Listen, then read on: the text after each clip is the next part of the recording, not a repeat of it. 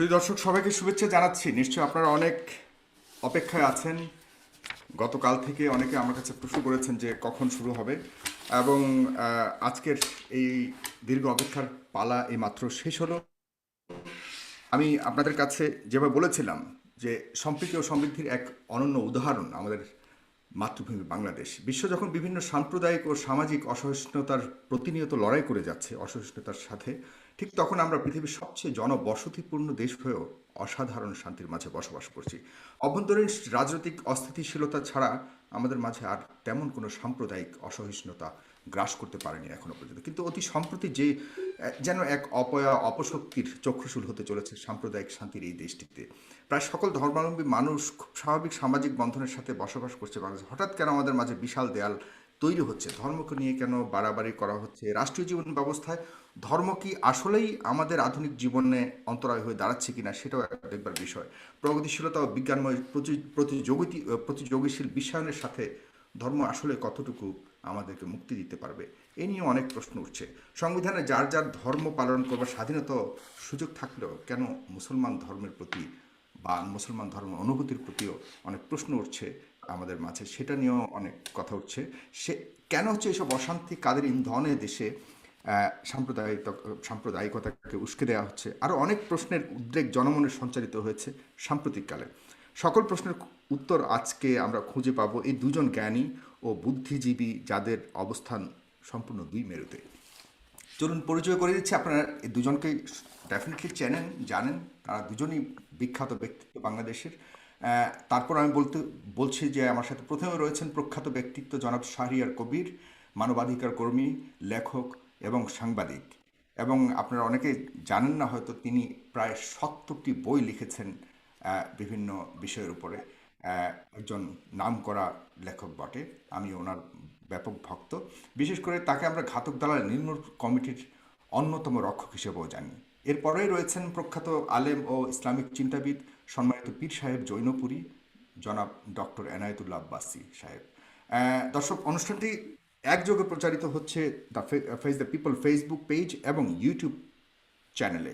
আপনারা অবশ্যই face the পিপলের যে পেজ রয়েছে এবং ইউটিউব চ্যানেল রয়েছে, সেখানে সাবস্ক্রাইব করবেন এবং আমাদের এই পেজটিকে অবশ্যই ফলো করবেন এবং লাইক করবেন, তাহলে অন্যান্য অনুষ্ঠানগুলো দেখতে পারবেন। আপনারা যদিও এই দুজন অতিথিকে কোনো ধরনের প্রশ্ন করতে চান, অবশ্যই কমেন্ট বক্সে লিখতে পারেন। সেখান থেকে আমি কয়েকজনের প্রশ্নকে নেওয়ার চেষ্টা করব। আর অবশ্যই শেয়ার করবেন। এই অনুষ্ঠানটি লাখো মানুষ দেখবে, সারা পৃথিবী জুড়ে দেখবে। এবং আমি চাই আজকের এই তথ্যগুলি, এই যে বিষয়বস্তুর উপর আলাপ করব, সেগুলো মানুষ জানুক এবং মানুষ অবহিত হোক। আমি প্রথমে শুরু করতে চাই জনাব শাহরিয়ার কবির মহোদয়, আপনাকে দিয়ে। আপনি শুনতে পাচ্ছেন নিশ্চয় আমাকে? আমি শুনতে পাচ্ছি, আপনার কথা কেটে কেটে যাচ্ছে, তবু বলুন। আমি শুনতে পাচ্ছি। আমার কথা কি শোনা যাচ্ছে? আপনাকে আমি ক্লিয়ার শুনতে পাচ্ছি। জনাব শাহরিয়ার কবির, আমি আপনাকে দিয়ে শুরু করতে যাচ্ছি, আজকের এই অনুষ্ঠানের সূত্রপাত করতে যাচ্ছি আপনাকে দিয়ে। আমি আপনার কাছে ধর্মীয় বিষয় নিয়ে একটি প্রশ্ন করতে চাই যে ধর্মের কোন কোন বিষয়গুলোকে, বিশেষ করে মুসলমান ধর্মের কোন বিষয়গুলোকে আপনি মনে করেন যে স্বাভাবিক জীবন ব্যবস্থার সাথে সাংঘর্ষিক, এবং কেন সেটা মনে করছেন? আপনার কাছে এই প্রশ্নটি আমি শুরু করতে চাই, জনাব শাহরিয়ার কবির। প্রশ্নটা হচ্ছে ধর্ম নিয়ে নয়। ধর্ম আপনি ইসলাম ধর্ম বলুন, খ্রিস্টান ধর্ম, ইহুদি ধর্ম, হিন্দু ধর্ম বা যে কোনো ধর্মই বলুন না কেন, ধর্ম যদি ধর্মের জায়গায় থাকে, আধ্যাত্মিকতার জায়গায় থাকে, এইটা নিয়ে আমাদের সভ্যতার, বিজ্ঞানের, রাষ্ট্র পরিচালনার কোনোই বিবাদ বিসংবাদ থাকতে পারে না। ধর্মকে যখনই আপনি রাজনীতিতে টেনে আনবেন, ধর্মের রাজনৈতিক ব্যাখ্যা দেবেন, তখনই ধর্মকে নিয়ে বিড়ম্বনা শুরু হয়, যেটা আমরা উপমহাদেশে জামাত ইসলামের প্রতিষ্ঠার পর থেকে দেখি। আবুল আলা মওদুদি এই যে পলিটিক্যাল ইসলাম বা রাজনৈতিক ইসলামের কনসেপ্টটা, এটা কিন্তু আদর্শগতভাবে এই উপমহাদেশে প্রচলন করেছেন জামাতের প্রতিষ্ঠাতা আবুল আলা মওদুদি। আর এটা ঠিক মওদুদির নিজস্ব মতবাদ নয়, এটা মিশরের হাসান আল বান্নার কাছ থেকে তিনি ধার করেছিলেন। একই সময়ে হাসান আল বান্না 1928 সালে মুসলিম ব্রাদারহুড বা ইখওয়ানুল মুসলিমিন প্রতিষ্ঠা করলেন মিশরে, আর মওদুদি 1941 সালে প্রতিষ্ঠা করলেন জামাত ইসলামী হিন্দ। এবং তখন তিনি রাজনৈতিক কারণে ব্রিটিশদের কাছ থেকে টাকা নিয়েছেন, ব্রিটিশদের সমর্থন করেছেন এবং স্বাধীনতা সংগ্রামের বিরোধিতা করেছেন, ব্রিটিশ বিরোধী স্বাধীনতা সংগ্রামের। এবং তার এই বক্তব্য ছিল যে মুসলমানরা যেখানে ধর্ম প্রচার করতে পারবে সেটাই তার দেশ, নিজস্ব মাতৃভূমি পিতৃভূমির কোনো কনসেপ্ট ইসলামে নেই। এবং তার তাফসিরুল কোরআনের যে তাফসির সেটা বহু খণ্ডে সেটা বেরিয়েছে। এবং সেইগুলো হচ্ছে আজকে যেটা হচ্ছে, এটা শুধু আজকের না, পরবর্তীকালে আমরা দেখেছি 52 সাল থেকে শুরু করে এই 71 মুক্তিযুদ্ধ পর্যন্ত ধর্মের নামে হত্যা বলুন, সন্ত্রাস বলুন, নারী নির্যাতন বা মানবতা বিরোধী যে কোনো অপরাধকে মওদুদির ইসলাম যেটা বলি, ইসলামের যে বিকৃত ব্যাখ্যা তিনি দিয়েছেন, তিনি এগুলোকে বৈধতা দিয়েছেন।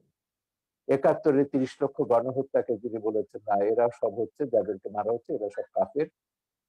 মুক্তিযোদ্ধাদের বলেছেন হিন্দুদের এদের, ভারতের এদের দুষ্কৃতকারী, ইসলামের দুশ্মন, পাকিস্তানের দুশ্মন, এদের হত্যা করা বৈধ। নারীদেরকে, আমাদের বাঙালি নারীদেরকে বলেছেন গনিমতের মাল, এদেরকে ভোগ করা যাবে। এইভাবে তিনি 71-এ গণহত্যা এবং নারী ধর্ষণকে যেভাবে বৈধতা দিয়েছেন, এবং এই কারণে বঙ্গবন্ধু 72-এর সংবিধানে যখন রাষ্ট্রের 4 মূলনীতি, পাকিস্তানের মোহাম্মদ আলী জিন্নাহর সাম্প্রদায়িক বিজাতি তত্ত্বকে কবর দিয়ে যখন আমাদের সংবিধানটি পাশ করলেন, সেখানে রাষ্ট্রের 4 মূলনীতি হিসেবে ধর্মনিরপেক্ষতা ছিল, অসাম্প্রদায়িক বাঙালি জাতীয়তাবাদ ছিল, কিন্তু এটা গ্যারান্টি ক্লজ হিসেবে তিনি বাংলাদেশে ধর্মের নামে রাজনীতি নিষিদ্ধ করেছিলেন।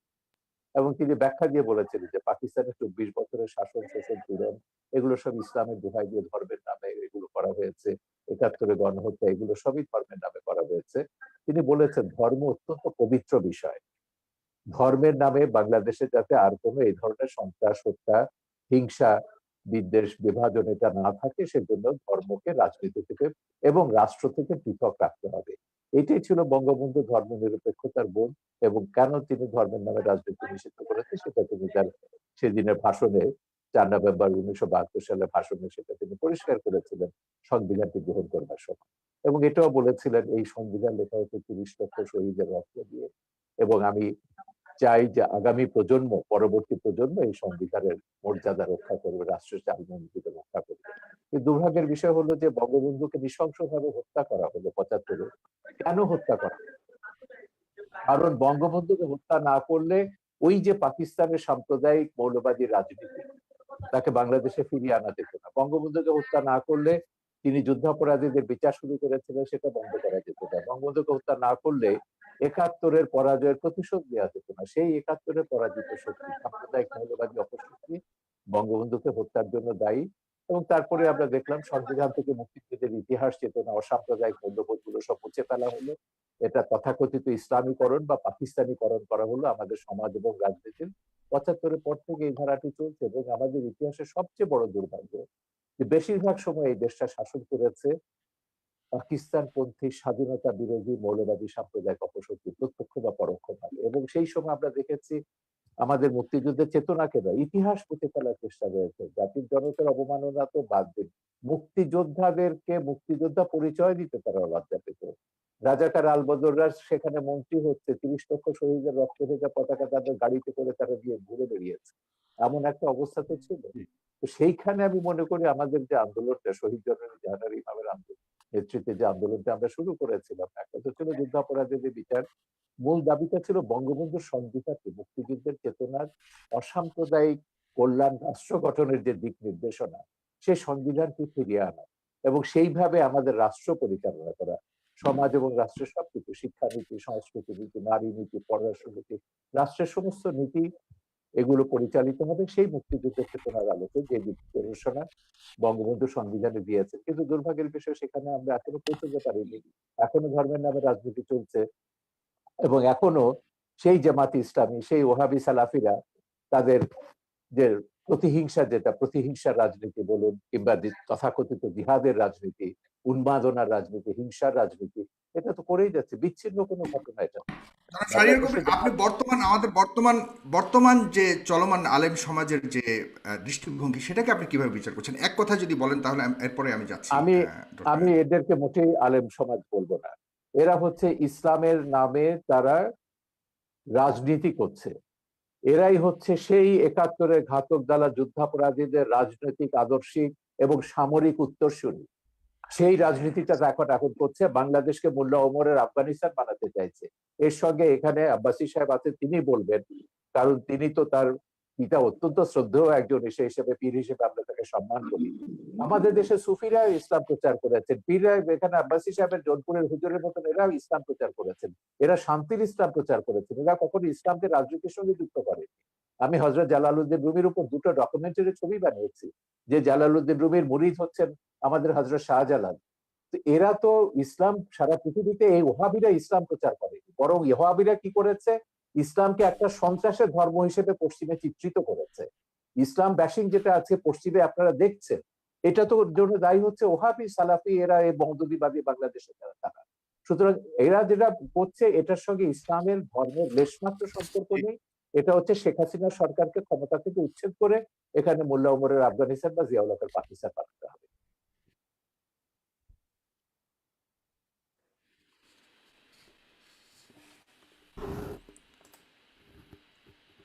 আমি কি ক্লিয়ার করতে পেরেছি আমার বক্তব্য?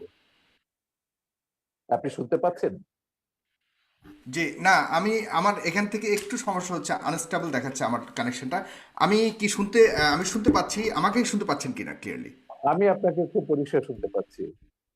জি, ধন্যবাদ আপনাকে জনাব শাহরিয়ার কবির। আমি আপনার কাছে আবারও আসবো। জনাব ডক্টর এনায়েতুল্লাহ আব্বাসী হুজুর, আপনার কাছে আসছি। আপনি তো শুনলেন এতক্ষণ জনাব শাহরিয়ার কবিরের অনেক কথা, কিন্তু আপনার কাছে আমি এডিশনালি আরেকটি প্রশ্ন করতে চাচ্ছি। সেটা হলো যে আহ, আপনার পৃথিবী যেখানে বিজ্ঞান ভিত্তিক, প্রমাণিত বিজ্ঞান ভিত্তিক রাষ্ট্র, অ্যাডভান্সড টেকনোলজিক্যাল লাইফস্টাইলের উপরে উল্কা গতিতে ধাবিত হচ্ছে, উল্কা গতিতে আমি বলবো, সেখানে আপনারা 1400 বছর আগের নাজিল হওয়া পবিত্র ধর্মগ্রন্থ অনুযায়ী চলতে চাওয়াটাকে কতটুকু যুক্তিযুক্ত মনে করেন, এবং অন্যকে চলার জন্য আহ্বান করাটাকে কতটুকু সাপোর্টিভ বা কতটুকু জাস্টিফাইড মনে করেন? সে প্রশ্নটা আপনার কাছে রেখে যাচ্ছে, এবং জনাব শাহরিয়ার কবির অনেক প্রশ্ন উঠে যাচ্ছে, সেটা বলবেন। Thank you. আলহামদুলিল্লাহ ওয়াহদা والصلاة والسلام على محمد صلى الله عليه وسلم الذي من لا نبي بعده। ধন্যবাদ সাগর সাহেবকে, ধন্যবাদ আজকের সম্মানিত অতিথিকে, এবং দেশ ও দেশের বাইরে যারা আজকের প্রোগ্রামটি দেখছেন তাদের সকলকে। শাহরিয়ার কবির সাহেব তার বক্তব্যে বুঝালেন ইসলামের প্রতি তার যথেষ্ট শ্রদ্ধা আছে। এ থেকে স্পষ্ট বোঝা যায় যে ইসলাম সম্পর্কে তার শ্রদ্ধা থাকলেও ইসলাম সম্পর্কে তার মৌলিক জ্ঞান অভাব রয়েছে। তার প্রথমটি হচ্ছে যে ইসলামী রাজনীতির ক্ষেত্রে তিনি আবুল আলা মওদুদীকে টেনে আনলেন, অথচ বাংলাদেশের শতকরা ৮০ জন ওলামায়ে কেরামি আবুল আলা মওদুদীর বিরোধিতা করে থাকেন। আর সবচেয়ে বড় কথা, আবুল আলা মওদুদী ইসলামী রাজনীতির সূচনা উপমহাদেশে করেননি। উপমহাদেশে ইসলামী রাজনীতির সূচনা করেছেন শাহ ওলিউল্লাহ মুহাদ্দিস দেহলভী রহমতুল্লাহি আলাইহি, আবুল আলা মওদুদীরও কয়েক শত বছর আগে। পরবর্তীতে তার ধারাবাহিকতায় ওলামায়ে দেওবন্দের মাধ্যমে ইসলামী রাজনীতির প্রসার ও প্রচার ব্যাপকভাবে ঘটেছিল, এবং ওলামায়ে দেওবন্দ ইসলামী রাজনীতির চেতনাতে উদ্বুদ্ধ হয়েই ব্রিটিশ খেদা আন্দোলন করেছিল। সবচেয়ে দুঃখজনক বিষয়, আমাদের দেশের বুদ্ধিজীবীগণ ইসলামকে বিভিন্ন নামে অভিহিত করে থাকেন। কেউ বলেন রেডিক্যাল ইসলাম, কেউ বলেন মডারেট ইসলাম। ইসলামকে বিভক্ত করার কোনো অথরিটি কোনো মানুষের নেই। যদি কেউ ইসলামের লেবাস ধারণ করে ইসলামের অপব্যাখ্যা করে, সেটার দায় তার নিজের, সেটার দায় ইসলামের হবে না। দেখার বিষয় কোরআন সুন্নাতে রাষ্ট্র ব্যবস্থা বা রাজনীতির কথা আছে কিনা, সেটা দেখার বিষয়। তারপর আমরা দেখবো সেটার কে অপব্যাখ্যা করছে, কে সঠিক ব্যাখ্যা করছে। আল্লাহর হাবিব মোহাম্মদ সাল্লাল্লাহু আলাইহি ওয়াসাল্লাম ১,৫০০ বছর আগে আল্লাহর পক্ষ থেকে আমাদেরকে যে দিন ইসলাম দিয়েছেন, সেটা নিছক প্রথা সর্বস্ব কোনো ধর্ম নয়, সেটা পূর্ণাঙ্গ জীবন বিধান। এবং সেই জীবন বিধানের মধ্যে আল্লাহ রাসূল সাল্লাল্লাহু আলাইহি সাল্লাম মুসলিম জীবন কি রকম হবে, তার ব্যক্তি জীবন, তার সমাজ জীবন, তার রাষ্ট্রীয় জীবন কি রকম হবে, তার সুস্পষ্ট ব্যাখ্যা আল্লাহর পক্ষ থেকে দিয়েছেন। কোরআন কারীমের মধ্যে আল্লাহ পাক স্পষ্ট বলেছেন, وعد الله الذين آمنوا منكم وعملوا الصالحات ليستخلفنهم في الأرض كما استخلف الذين من قبلهم وليمكنن لهم دينهم الذي ارتضى لهم। সুস্পষ্টভাবে আয়াতে সকল মুফাসসির একমত, আল্লাহ পাক মুসলিম স্টেটে খেলাফত প্রতিষ্ঠার কথা বলেছেন। যারা ইমানদার, ন্যাক আমল করবে, আল্লাহ পাক তাদের সাথে ওয়াদাবদ্ধ, তারা যদি ইমানের উপর অটল অবিচল থাকে, ন্যাক আমল করে, আল্লাহ পাক তাদেরকে খেলাফতের দায়িত্ব দিবেন। আল্লাহ তাআলা সূরা হজ্জে বলেছেন, الذين إن مكناهم في الأرض أقاموا الصلاة وآتوا الزكاة وأمروا بالمعروف ونهوا عن المنكر ولله عاقبة الأمور। যদি আমি মোহাম্মদ সাল্লাল্লাহু আলাইহি সাল্লামের ইমানদার উম্মতকে রাষ্ট্র ক্ষমতা দান করি, তারা রাষ্ট্রীয়ভাবে তারা নামাজ কায়েম করবে, যাকাত আদায় করবে, সৎ কাজে আদেশ করবে, অসৎ কাজে বাধা দিবে। এটা সুস্পষ্টভাবে ইসলামী রাষ্ট্র ব্যবস্থা ও রাজনীতির কথাই বলা হয়েছে কোরআন কারিমে। সহিহ মুসলিম, সৌদি আরবের ছাপ, 2445 নম্বর হাদিস, আল্লাহ রাসূল সাল্লাল্লাহু আলাইহি ওয়াসাল্লাম ইরশাদ করেছেন, কানা বানু ইসরাঈল তাসুসুহুমুল আম্বিয়া কুল্লামা হালাকা নাবিয়্যুন খালাফাহু নবী ওয়া ইন্নাহু লা নাবিয়্যা বা'দি ফাসায়াকুনু খুলাফা। বনি ইসরায়েলের নবীগণ রাজনৈতিক নেতৃত্ব দিতেন। শুধু ইসলামে আল্লাহ রাজনীতি দিয়েছেন তা নয়, পূর্বের যত নবী এসেছেন বনি ইসরায়েলে, হযরত দাউদ, হযরত সুলাইমান। এই জন্য ওল্ড টেস্টামেন্ট বাইবেল, পুরনো বাইবেলে আমরা দেখতে পাই হযরত দাউদকে বলা হয়েছে কিং ডেভিড, কারণ তিনি রাজা ছিলেন, তিনি আল্লাহর বিধান মোতাবেক রাষ্ট্র পরিচালনা করতেন। বনি ইসরায়েলের নবীগণ রাজনৈতিক নেতৃত্ব দিতেন। যখন একজন নবী ইন্তেকাল করতেন, আরেকজন নবী সেই দায়িত্ব নিত। আল্লাহ রাসূল সাল্লাল্লাহু আলাইহি ওয়াসাল্লাম বলেছেন, কিন্তু আমি মুহাম্মদ সাল্লাল্লাহু আলাইহি সাল্লাম আল্লাহর সর্বশেষ নবী ও রাসূল, আমার পরে কোনো নবী নাই, কিয়ামত পর্যন্ত কোনো নবী আসবে না। আমার উম্মতের মধ্যে যারা খলিফা, তারা আমার উম্মতের রাজনৈতিক নেতৃত্ব দিবে। এভাবে কোরআন কারীমের অসংখ্য আয়াত এবং সহিহ হাদিস থেকে কথা সুস্পষ্টভাবে প্রমাণিত যে ইসলামী রাষ্ট্র ব্যবস্থা ও ইসলামী রাজনীতির সুস্পষ্ট কনসেপশন কোরআন ও হাদিসের মধ্যে আছে। এবং দ্বিতীয় যে কথাটি সম্মানিত অতিথি ভুল বলেছেন, তা হলো মওদুদি কি করেছে না করেছে এদেশের মূল ধারার ওলামায়ে কেরাম তার সাথে মোটেও একমত নয়, মোটেও তাদের কোনো সম্পর্ক নেই। কিন্তু বরং মওদুদিকে ফলো এদেশে, করে অনেক অনেক বিশাল জনগোষ্ঠী রয়েছে, এটাও তো সত্য। জি জি, সেটাও আছে। সেটা আমি ওনার প্রসঙ্গটার এটা- জবাব দিচ্ছি আগে। জি। আগে ওনার প্রসঙ্গটার জবাব দিচ্ছি। তার মানে এই নয় যে বাংলাদেশে যারা ইসলামী রাজনীতি করেন, ইসলামী আন্দোলন করছেন, ইসলামী শাসন ব্যবস্থা কায়েম করতে চাচ্ছেন, তারা মওদুদির অনুসারী। বিষয়টা নির্জলা মিথ্যা ছাড়া আর কিছুই নয়, কিংবা তথ্য এবং সন্ত্রাস মওদুদির ছাড়া আর অনুসারী কিছুই নয়। হওয়াটাও কি একদম ইসলাম বিরোধী কিনা, সেটাও আপনি কিভাবে দেখেন? দেখুন, আমি সহ ওলামায়ে কেরাম এবং বাংলাদেশে যারা পীরি মুরিদের সাথে সম্পর্কিত, আমাদের সাথে আবুল আলাম মওদুদির আকীদাগত যথেষ্ট পার্থক্য আছে। এখন মওদুদির অনুসারী যারা, বিষয়টা তাদেরকেই প্রশ্ন করা উচিত। আমাদের সাথে তো তাদের যথেষ্ট আকীদাগত এবং মুসলমানের মধ্যে এত তরিকাগত অনুসারী থাকবে কেন হুজুর? জি, এত হ্যাঁ, বিভক্ত থাকবে কেন সেটা মুসলমানের পরে মধ্যে? উত্তর দিচ্ছি। আমি আমি আমি উত্তরটা শেষ করছি। তাহলে আমাদের উপমহাদেশে ইসলামী রাজনীতির সূচনা করেছেন শাওলিউল্লাহ মুহাদ্দিস দেহলভী রহমতুল্লাহ, পরবর্তীতে তার উত্তরসূরি সৈয়দ আহমদ বেরেলী রহমতুল্লাহ, যিনি ব্রিটিশ খেদা আন্দোলনের নেতৃত্ব দিয়েছেন, পরবর্তীতে মাহমুদুল হাসান দেওবন্দি রহমতুল্লাহ। তাদের মাধ্যমে মূলত ওলামায়ে উলামায়ে আহলে সুন্নাত ওয়াল জামাত, উলামায়ে আহলে হক রাজনীতির উত্তরসূরি হয়েছে বাংলাদেশে, এবং ইসলামী খেলাফত রাজনীতি প্রতিষ্ঠার কাজ তারা করে যাচ্ছেন। দ্বিতীয় যে বিষয়টি হচ্ছে যে আহ, আমরা জবাব দিলাম যে এটা কোনো ব্যক্তির আবিষ্কৃত নয়, ইসলামী রাজনীতি এটা কোরআন সুন্নাহরই মত। দ্বিতীয় যে কথাটি আমাদের সম্মানিত অতিথি বলেছেন, বঙ্গবন্ধুকে কারা হত্যা করলো, আমি এই বিষয়ে আমার খুব একটা ধারণা নেই। তবে আমি একটু প্রশ্ন করব ওনাকে যে স্বাধীনতার স্থপতি বঙ্গবন্ধু শেখ মুজিবুর রহমান, তিনি বাংলাদেশে যখন একটি দেশ স্বাধীন করলেন, এদেশের মানুষকে স্বাধীন একটি রাষ্ট্র উপহার দিলেন, তখন 72 থেকে 75 পর্যন্ত বঙ্গবন্ধুর পর্বতসম সুনাম সুখ্যাতির উপর কারা আঘাত করেছিল? তারাও কি রাজাকার ছিল? তারাও কি আলবদর ছিল? কারা বঙ্গবন্ধুর চামড়া দিয়ে ডুগডুগি বাজাবার কথা বলেছিল? বঙ্গবন্ধু হত্যার পর কারা সেনাবাহিনীর ট্যাঙ্কের উপর নাচানাচি করেছিল? তাদেরকে আমরা বাংলাদেশে মন্ত্রিত্ব দিয়েছি, তাদেরকে আমরা রাজনৈতিক ক্ষমতার ভাগ দিয়েছি, এবং বঙ্গবন্ধুকে যারা হত্যা করেছে তাদেরকে আমরা সুযোগ সুবিধা দিয়েছি। হতে পারে আলবদর, রাজাকার বা বিদেশি শক্তির ইন্ধন ছিল বঙ্গবন্ধু হত্যায়, কিন্তু যারা বাংলাদেশে খুব বেশি ধর্মনিরপেক্ষতার কথা বলে, বাংলাদেশকে একটি ডি ইসলামাইজেশন, ইসলাম মুক্ত একটি বাংলাদেশ গঠন করতে চায়, তারাও প্রত্যক্ষ এবং পরোক্ষভাবে বঙ্গবন্ধু হত্যায় জড়িত ছিল। কেননা বঙ্গবন্ধু ছিলেন খুবই ধার্মিক একজন ব্যক্তি, ইসলামের মূলনীতিতে তার ছিল যথেষ্ট বিশ্বাস, অগাধ বিশ্বাস। আহ, আপনাকে অনেক ধন্যবাদ জনাব এনায়েতুল্লাহ আব্বাসী। হুজুর, আপনি অনেক সুন্দর কথা বলেছেন। জনাব শাহরিয়ার কবির, আপনার কাছে আমি এই ওনার কথা ধরেই প্রশ্নটা করতে যাচ্ছি, এবং আপনিও বলেছেন যে আপত্তিটা শুধু ধর্ম নিয়ে রাজনীতি করাটা। তো ধর্ম নিয়ে রাজনীতি করার অধিকার কি সাংবিধানিকভাবে ধর্মীয় জনগোষ্ঠীকে কোনোভাবে কি বারণ করা হয়েছে কিনা সংবিধানে? Number one. নাম্বার টু হলো 39 অনুচ্ছেদ অনুযায়ী কথা বলবার অধিকার সবারই রয়েছে, বাক স্বাধীনতার অধিকার দেওয়া হয়েছে। সেখানে হুজুররা কথা বললে, যেটাকে আমরা ওয়াজের মাধ্যমে আমরা দেখতে পাই, হুজুররা বিভিন্ন ধরনের কথা বলে, যেটাকে আমরা ওয়াজ বলি, কিন্তু সেটাই যখন একটা সিম্পোজিয়ামের মাধ্যমে যখন আমরা প্রগতিশীল সমাজ থেকে যখন কথা বলি, সেটাকে আমরা মোটিভেশনাল স্পিচ বলি। তো ওয়াজটাকে কেন আমরা সাপ্রেস করার চেষ্টা করছি? যেমন আজকাল ওয়াজ, চতুর্দিকে ওয়াজকে বন্ধ করার একটা চেষ্টা করা হচ্ছে। এই স্বাধীনতাটা নাই কেন? কথা বলবার ওই স্বাধীনতাটা নাই কেন? সেখানে কি সংবিধানের আলোকে কোনো ধরনের নিষেধ রয়েছে কিনা আপনার কাছে জানতে চাচ্ছি। না, আপনি কোথায় ওয়াজ সাপ্রেস করা হচ্ছে এরকম তথ্য কিন্তু বাংলাদেশে আমার জানা নেই। আমার কাছে ওয়াজের নামে অনেকগুলি ভিডিও আমি আছে। জি। আপনাকে বলছি হুম। ওয়াজের নামে আপনি যদি সংবিধানের উপর আঘাত করেন, বাংলাদেশের মূল চেতনার উপর আঘাত করেন, যে কারণে বাংলাদেশ রাষ্ট্রটি তৈরি হয়েছে, যেটাকে আমরা মুক্তিযুদ্ধের চেতনা বলি, রাষ্ট্রের 4 মূলনীতিতে যেটা প্রতিফলিত হয়েছে, ওয়াজের নামে আপনি যদি ভিন্ন ধর্ম, ভিন্ন মত, ভিন্ন জীবনধারায় বিশ্বাসীদের প্রতি ঘৃণা বিদ্বেষ প্রচার করেন, সন্ত্রাসী বক্তব্য রাখেন এবং প্রতিহিংসামূলক বক্তব্য রাখেন, তখনই সেটা আর ওয়াজ হয় না, সেটা একটা রাজনৈতিক হিসেবে মতলববাজিতে পরিণত হয়। আপনি ওয়াজে ইসলামের মাহাত্ম্যের কথা বলুন, ইসলামে কোরআনে কি মানুষের কল্যাণের কথা বলা নেই?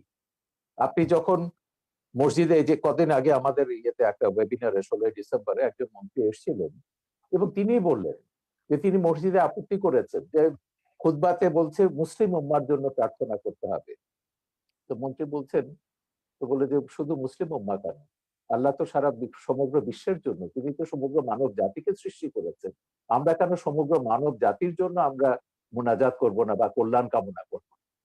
আপনাকে মনে রাখতে হবে বাংলাদেশ রাষ্ট্রটি কেন তৈরি হয়েছে, কেন 47-এ পাকিস্তান হয়েছিল এবং কেন 71-এ বাংলাদেশ হয়েছে। এইটা যদি আপনি না বুঝেন তাহলে কিন্তু এই বিভ্রান্তিটা আপনার মধ্যে থেকে যাবে। পরিষ্কার কথা, মোহাম্মদ আলী জিন্নাহ পরিষ্কার ভাবে বলেছিলেন ভারতবর্ষে মুসলমানরা একটা আলাদা জাতি এবং এদের আলাদা একটা ভূখণ্ড দরকার, এবং সেই ভূখণ্ডটি পাকিস্তান হবে। পাকিস্তান নামকরণও করা হয়েছিল এবং সেভাবে ব্রিটিশরা ষড়যন্ত্র করেই হোক, জিন্নাহর কথা মতোই হোক, ভারতবর্ষকে দুভাগ করে পাকিস্তান এবং ভারত দুটো রাষ্ট্র বানিয়েছে। এবং জিন্নাহ কিন্তু এই ভুলটা যে বুঝেছিলেন, দেখে তিনি কত বড় ভুল করছেন সেটা তার 47 সালের 11ই আগস্টের বক্তৃতায় পরিষ্কার করে দিয়েছিলেন যে পাকিস্তানে আমরা মুসলমানরা, হিন্দুরা, বৌদ্ধরা, খ্রিস্টানরা সবাই নিজ নিজ ধর্ম পালন করব, রাষ্ট্র ধর্মের ব্যাপারে কোনো হস্তক্ষেপ করবে না, ধর্ম রাষ্ট্রের ব্যাপারে হস্তক্ষেপ করবে না। এটা জিন্নাহর বহুল আলোচিত একটা বক্তৃতা, 11ই আগস্ট 1947 সাল, 11ই জুনে এটা বলেছেন 1947 সালে, পাকিস্তান হওয়ার কয়েক মাস আগে। কিন্তু তখন এই মওদুদি এবং অন্য ইসলামপন্থীরা তারা বললেন যে কি না, পাকিস্তান হয়েছে ইসলামী ব্যবস্থার জন্য, এবং তারা সেখানে ইসলামী শাসন ব্যবস্থা 1900 মৃত্যুর পরে, জিন্নাহ মৃত্যুর পর তারা অবজেক্টিভ রেজলিউশন যেটা পাশ করলেন সেটা বললেন যে পাকিস্তান হবে একটা ইসলামী হুকুমত। এবং 56 সালে 56 সালে তাদের যে সংবিধান হলো সেখানে বলা হয়েছে Pakistan will be Islamic Republic. এখন এই ইসলামিক রিপাবলিকটি কি করেছে, ভাষা আন্দোলন থেকে শুরু করে 71 পর্যন্ত, মুক্তিযুদ্ধ কিন্তু পর্যন্ত ব্রিটিশরাই তো আমাদের যাবতীয়, ইসলামের ধর্মীয় ভিত্তিতে ওই দেশটাকে বিভক্ত করেছিল। জনাব শাহরিয়ার কবির, হ্যাঁ হ্যাঁ, ব্রিটিশরা তৎকালীন ধর্মের সময় নামে, অনেক সভ্য জাতি। সাগর আমাকে সাহেব, শেষ করতে দিন আব্বাসী সাহেব, আমার বক্তব্য শেষ হলে আপনি বলুন, আপনার বক্তব্যের কি মাঝখানে আমি বলবো? কোনো কথা বলি না।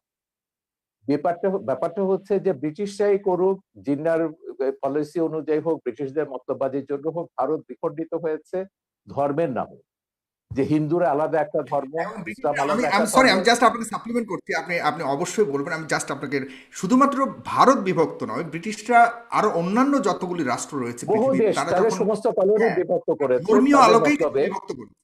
না জি। না, আমি ভারতবর্ষের মধ্যে কনসেন্ট্রেট করছি, আমি গোটা ব্রিটিশ কলোনি নিয়ে আমি কথা বলছি না, ওদের তো 67টা দেশে তারা এইভাবে বদমাইশি করেছে। ভারতবর্ষকে তারা ধর্মের নামে ভাগ করেছে এবং বলেছে মুসলমানরা পাকিস্তান এবং ভারতে, হিন্দুরা এসে থাকবে ভারতে।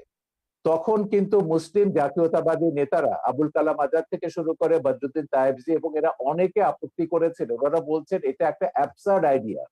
অ্যাবসার্ড কেন বলছে, যে পাকিস্তানে যতই মুসলমানদের জন্য হোক না কেন সেখানে হিন্দুরা আছে, হিন্দুদের সবাই এখানে আসতে পারবে না, ভারতের সব মুসলমান পাকিস্তানে যেতে পারবে না।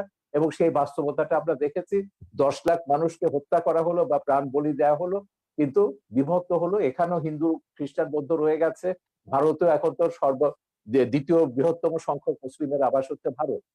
এই যে জিন্নাহদের দ্বিজাতি তত্ত্বের অসারতা, এটা হচ্ছে একটা কারণ, একটা প্রমাণ। আর দ্বিতীয়টা তো বঙ্গবন্ধুর, আমি 4 নভেম্বরের ভাষণের কথাটি বারবার উল্লেখ করছি এই কারণে, সেখানে তিনি ব্যাখ্যা করেছেন কেন বাংলাদেশ আমরা সৃষ্টি করেছি। পাকিস্তানে 24 বছরের শাসন, শোষণ, পীড়ন, নিপীড়ন, 71-এর গণহত্যা, মানবতা বিরোধী অপরাধ, সবকিছুকে তারা ইসলামের নামে জায়েজ করতে চেয়েছিল। ভাষা আন্দোলন যারা করেছে তাদের বলেছে ইসলামের দুশমন, পাকিস্তানের দুশমন। এইভাবে এই আন্দোলনগুলো, সংগ্রামগুলোকে দমন করেছে, রাজনৈতিক হোক, সাংস্কৃতিক হোক, সামাজিক হোক, সবগুলোকে দমন করেছে ইসলামের নামে। এবং সেই জন্য বঙ্গবন্ধু তার ওই ভাষণে পরিষ্কারভাবে বলেছিলেন, ধর্মের পবিত্রতা রক্ষার জন্য ধর্মকে রাখতে হবে ধর্মের জায়গায়, রাজনীতিকে রাখতে হবে রাজনীতির জায়গায়, রাজনীতির সঙ্গে ধর্মকে মেলানো যাবে না। এই কারণে বাংলাদেশ রাষ্ট্রটি তৈরি হয়েছে, সৃষ্টি হয়েছে 30 লক্ষ শহীদের রক্তের বিনিময়। আপনি সেই ইতিহাস এখন উল্টে দিতে পারেন না। এখন আপনি বলতে পারেন না যে না, বাংলাদেশ হয়েছে ইসলামী হুকুমত কায়েমের জন্য, বাংলাদেশে এগুলো সেকুলারিজম থাকবে না, বঙ্গবন্ধুর আদর্শ থাকবে না, মুক্তিযুদ্ধ থাকবে না, যে সেই এরা ব্যাপারগুলো জামাতিরা যে কথা। সংবিধানে কেন কম্প্রাইজ করা হচ্ছে না, নাম্বার 1? সাম্প্রদায়িকতা কেন? আপনি তো সংবিধানে 4 মূলনীতি তো ফিরিয়ে আনা হয়েছে। এখন রাষ্ট্রধর্ম নিয়ে সেখানে সুপ্রিম কোর্টে এটা মামলা বিচারাধীন আছে, সুপ্রিম কোর্টের আপিল বিভাগে মামলাটি রয়েছে, কারণ সুপ্রিম কোর্টের রাষ্ট্রধর্ম ইসলামের যেটা, এটা হচ্ছে আমাদের সংবিধানের আর্টিকেল 12-এর সঙ্গে সাংঘর্ষিক। আর্টিকেল 12 বলছে রাষ্ট্র বিশেষ কোনো ধর্মকে পৃষ্ঠপোষকতা করবে না, কিন্তু রাষ্ট্রধর্ম ইসলাম বলে আপনি একটা বিশেষ ধর্মকে পৃষ্ঠপোষকতা করছেন।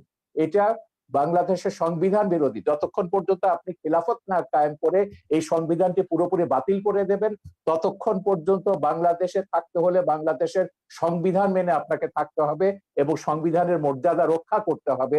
এবং অবশ্যই। সংবিধানের মূলনীতি, এটার বিরুদ্ধে আপনি কোনো কথা বলতে পারেন না। বলা হবে সেটা হচ্ছে 30 লক্ষ শহীদের রক্তের সঙ্গে বেইমানি করা। আপনাকে অনেক ধন্যবাদ, খুব সুন্দর কথা বলেছেন। ডেফিনেটলি আপনি যদি বাংলাদেশের নাগরিক হয়ে থাকেন জনাব আব্বাসী, আপনাকে অবশ্যই সংবিধান যতক্ষণ না পর্যন্ত পরিবর্তিত না হবে ততক্ষণ পর্যন্ত আপনাকে সংবিধানকে মানতেই হবে। এটাই হলো একজন নাগরিক হিসেবে আপনার কর্তব্য। কিন্তু তবুও সেখানে কিছু কিছু যেটা জনাব শাহরিয়ার কবির উঠে এনেছেন যে আপনারা হুকুমত কায়েম করার জন্য যে ইয়ে করছেন, সেটা কীভাবে সম্ভব? আপনারা হুকুমত কায়েম করলেও বা আপনাদের ভিত্তিটা কী হবে, আপনাদের স্টাইলটা কী হবে পরিচালনার, সেই ব্যাপারেও আমরা আপনার কাছ থেকে জানবো একটু। তবে এর আগে যেটা বলেছেন শাহরিয়ার কবির, এটা আমারও একটা প্রশ্ন, যে আপনারা যখন দোয়া চান শুধুমাত্র মুসলিম উম্মার জন্য কেন দোয়া চান, কেন সমগ্র জাতির জন্য দোয়া চান না? কারণ আল্লাহর তৈরি সব জাতি, পুরো বিশ্ব, তাহলে কেন অন্যরা বঞ্চিত হবে আপনাদের দোয়ার থেকে? এটাও আপনি বলবেন। পাশাপাশি আপনি ভাস্কর্য নিয়ে, যে বাঘা যতীনের ভাস্কর্য ভাঙা হয়েছে, সেখানেও ইঙ্গিত করা হচ্ছে যারা আপনার মুসলমান ধর্মাবলম্বী তাদেরকে ইঙ্গিত করা হচ্ছে। এবং জনাব শাহরিয়ার কবি, আপনার কাছে আমি এই প্রশ্নটা করে যাচ্ছি, ভাস্কর্য নিয়ে যে ইস্যুটা হয়েছে, আপনি অবশ্যই পরবর্তী সময় আপনি বলবেন। সেখানে আবার দেখা যাচ্ছে যে আওয়ামী সমর্থিত কয়েকজন আওয়ামী নেতাকেও গ্রেফতার করা হয়েছে সন্দেহমূলকভাবে। সেখানে আমরা বুঝতে পারছি অনেকে এটা বলতে চাচ্ছে যে শুধুমাত্র একটা প্রি প্ল্যান্ড একটা ঘটনা ঘটিয়ে এই আমাদের আলেম সমাজকে আপনার আটকানোর জন্য বা আলেম সমাজকে নিন্দা করানোর জন্য, আলেম সমাজকে দোষারোপ করার জন্য এই অপচেষ্টা করা হচ্ছে। এটাকেও আপনি কীভাবে দেখেন? আমি ডক্টর এনায়েতুল্লাহ আব্বাসী আপনার কাছে যাচ্ছি আপনার পরে। ধন্যবাদ সাগর সাহেব। প্রথম কথা হচ্ছে, আমাদের শাহরিয়ার কবি সাহেব যে কথা বলেছেন যে দেশ বিভক্তি নিয়ে প্রশ্ন এসেছে যে জিন্নাহ ভুল করেছিল ধর্মের ভিত্তিতে দেশ ভাগের তত্ত্ব দিয়ে। মূলত বাংলাদেশ স্বাধীনতার মূল সূচনা আমরা দেখতে পাই 2 নেশন থিওরি বা দ্বিজাতি তত্ত্ব। যে অংশে মুসলিম সংখ্যা বেশি সে দেশটি পাকিস্তান হবে, যে অংশে হিন্দু বেশি সে অংশটি হিন্দুস্তান হবে। জিন্নাহর রাজনীতিতে অনেক ভুল ত্রুটি ছিল, আর জিন্নাহ নিজেও একজন প্রকৃত মুসলিম ছিলেন না, অনেকটাই ওয়েস্টার্ন ধ্যান ধারণায় বিশ্বাসী ছিল জিন্নাহ। সে সময় ওলামায়ে কেরাম রাজনৈতিক প্রজ্ঞার কারণেই তাকে নেতৃত্বে এনেছিল। মূলত ইসলামের কোনো বিষয়ে ব্যাখ্যা দেবার কোনো অধিকার জিন্নাহর ছিল না। তো জিন্নাহর কোনো ভুল বক্তব্যকে আমরা সমর্থন করি না। ভাষা আন্দোলনে জিন্নাহ যে কাজ করেছিলেন সেটা ইসলামের পক্ষে কোনো কাজ করেনি। সব ভাষাই আল্লাহ তাআলা সৃষ্টি, অতএব বাংলা ভাষার বিরোধিতা করে জিন্নাহ চরম ভুল করেছিলেন। সে যাই হোক, দ্বিজাতি তত্ত্বের ভিত্তিতে দেশ ভাগ হয়েছে। বাংলাদেশে মুসলিম সংখ্যা বেশি ছিল বলে এটা পাকিস্তানের অংশ হয়েছে, এবং পাকিস্তানিদের জুলুম, নির্যাতন, নিপীড়নের কারণে বঙ্গবন্ধুর নেতৃত্বে 71 সালে বাংলাদেশ স্বাধীন হয়েছে। যদি এটা ভারতের অংশ হতো তাহলে ভারতে কোনোদিনও বাংলাদেশ স্বাধীন হতো বলে বিশ্বাস করা যায় না। আর যদি অখণ্ড ভারতের তত্ত্বে আমরা বিশ্বাস করি তাহলে সেক্ষেত্রে মুসলমান কতটুকু লাভবান হতো তা দেখতে হলে চাক্ষুষ আমরা ভারতকে দেখতে পাই। সেখানে দ্বিতীয় বৃহত্তম মুসলিম জাতি থাকার পরও সেখানে চাকরি বাকরিতে মুসলমান কোনো সুবিধা পাচ্ছে না। ভারতকে ধর্মনিরপেক্ষ রাষ্ট্র বলা হয়, কিন্তু তাদের ধর্মনিরপেক্ষতা হচ্ছে ওই যে কাজীর বলদ কিতাবে, বাস্তবে নেই সেই অবস্থা। ধর্মনিরপেক্ষতার নামে উগ্র হিন্দুত্ববাদকে তারা চাপিয়ে দিয়েছে, বাবরি মসজিদকে ভেঙ্গে খান খান করে দিয়েছে। সেখানে কংগ্রেস যারা ধর্মনিরপেক্ষতার কথা বলে থাকে তারাও বাবরি মসজিদের স্থানে রাম মন্দির নির্মাণের জন্য 11টি রূপার ইট পাঠিয়েছে। অতএব যদি অখণ্ড ভারতের সূত্রে আমরা বিশ্বাসী হতাম, আমরা খুব লাভবান হতাম না এবং বাংলাদেশ স্বাধীন হবার কোনো সম্ভাবনাই থাকতো না। ডোনেশন থিওরি বা দ্বিজাতি তত্ত্বের ভিত্তিতে দেশ বিভক্ত হয়েছে বলেই আজকে আমরা চূড়ান্তভাবে একটি স্বাধীন বাংলাদেশ, একটি রাষ্ট্র পেয়েছি। তৃতীয় যে কথা আপনি বলেছেন যে খেলাফত প্রতিষ্ঠিত হওয়ার আগ পর্যন্ত এমন কোনো কাজ করা যাবে না যেটা সংবিধানের বিরুদ্ধে যায়। আমাদের সংবিধানে, কারণ ধর্মনিরপেক্ষতা একটি বিষয় আছে, সেকুলারিজম। সেকুলারিজম বলতে আমরা কি বুঝি? আসলে সেকুলারিজমের ব্যাখ্যা অক্সফোর্ড ডিকশনারিতে এসেছে যে secularism is the belief that religion should not be involved in organization of society, education. Secularism এমন একটি জিনিস যেটা রাষ্ট্রের কোনো সংস্থা, শিক্ষা বা রাষ্ট্রের কোনো জরুরি কোনো সংস্থা, কোনো ডিপার্টমেন্টে এর কোনো সংশ্লিষ্টতা থাকবে না। এটা একটি অসম্ভব বিষয়। বাংলাদেশও ধর্ম মন্ত্রণালয়ে আছে, অতএব এটি একটি রাষ্ট্রীয় সংস্থা। সেখানে ইসলাম ধর্মের পক্ষে কাজ করা হচ্ছে, অন্যান্য ধর্মের অধিকারও সংরক্ষণ করা হচ্ছে। শিক্ষা ব্যবস্থা আমাদের দেশে কম করে হলেও ইসলামী অনেক কিছু আছে। অতএব একেবারেই প্রিন্সিপাল কনসেপশন অফ সেকুলারিজম, ধর্মনিরপেক্ষতার মূল সূত্রে গেলে ধর্মের কোনো অস্তিত্ব কোথাও রাখা যাবে না, সামাজিক জীবনেও না, রাষ্ট্রীয় জীবনেও না। দ্বিতীয়ত, ধন্যবাদ শাহরিয়ার কবির সাহেবকে যিনি খেলাফত ব্যবস্থাকে স্বীকার করেছেন। আলহামদুলিল্লাহ, খেলাফত প্রতিষ্ঠিত হবার আগ পর্যন্ত খেলাফত প্রতিষ্ঠার জন্য কাজ করা যাবে না, এটা গণতন্ত্রের কনসেপশনের সম্পূর্ণ বিপক্ষে যায়। কারণ আমার গণতন্ত্রের কনসেপশনস এর মধ্যে আছে বাক স্বাধীনতা, রয়েছে নিজস্ব আদর্শের লালন প্রচার প্রসার।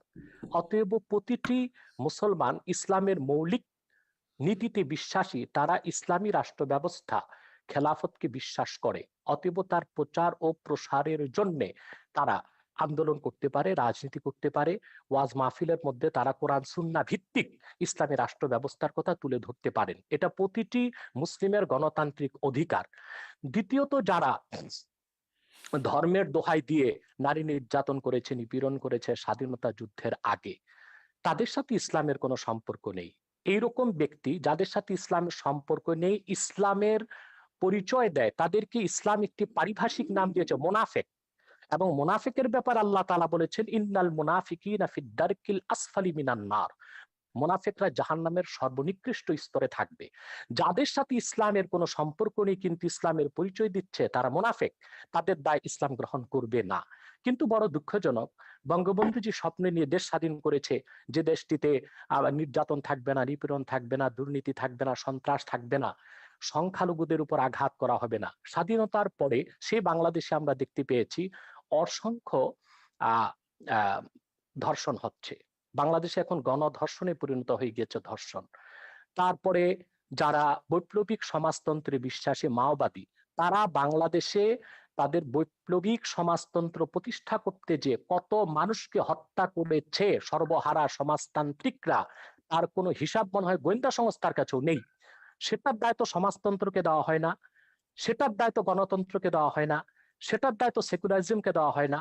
তাহলে ইসলামের লেবাস ধারণ করে, ইসলামের নাম ব্যবহার করে যারা অনইসলামিক কাজ করবে, সেটার দায় ইসলামের উপর আসবে কেন? সেজন্য ইসলামী রাষ্ট্র ব্যবস্থার বিরোধিতা করা হবে কেন?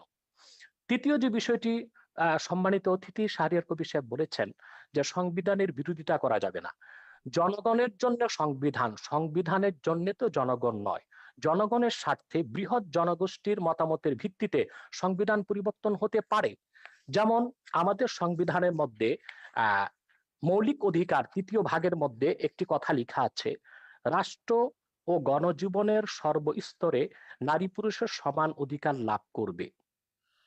আমরা কি এটা করতে পেরেছি বা এটা করা কি আদৌ সম্ভব হচ্ছে? যেখানে গণতন্ত্রের প্রসূতি বলা হয় যুক্তরাষ্ট্রকে, সে দেশটিও কি পেরেছে ধর্মনিরপেক্ষতার ভিত্তিতে সে দেশটিকে সাজাতে? মার্কিন যুক্তরাষ্ট্রের সংবিধানে লিখিত আছে কোন নন খ্রিস্টান যুক্তরাষ্ট্রের প্রেসিডেন্ট হতে পারবে না। এটা কি সাম্প্রদায়িকতা নয়? এটা কি ধর্মনিরপেক্ষতার মূলনীতির বিপক্ষে নয়? সে দেশের মধ্যে আরো সাংবিধানিক নিয়ম হচ্ছে যুক্তরাষ্ট্রের প্রেসিডেন্ট যখন শপথ নেবেন বাইবেলে হাত রেখে শপথ নেবেন। এটি কি সাম্প্রদায়িকতা বিরোধী নয়? এবং এটা কি ধর্মনিরপেক্ষতার কনসেপশনের বিপক্ষে যায় না?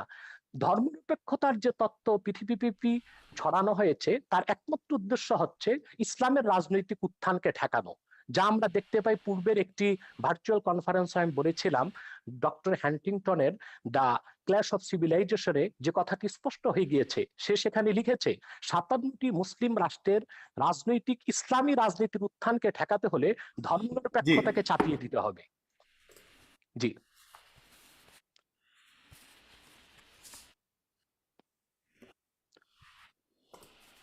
শুনতে পাচ্ছেন সাগর সাহেব?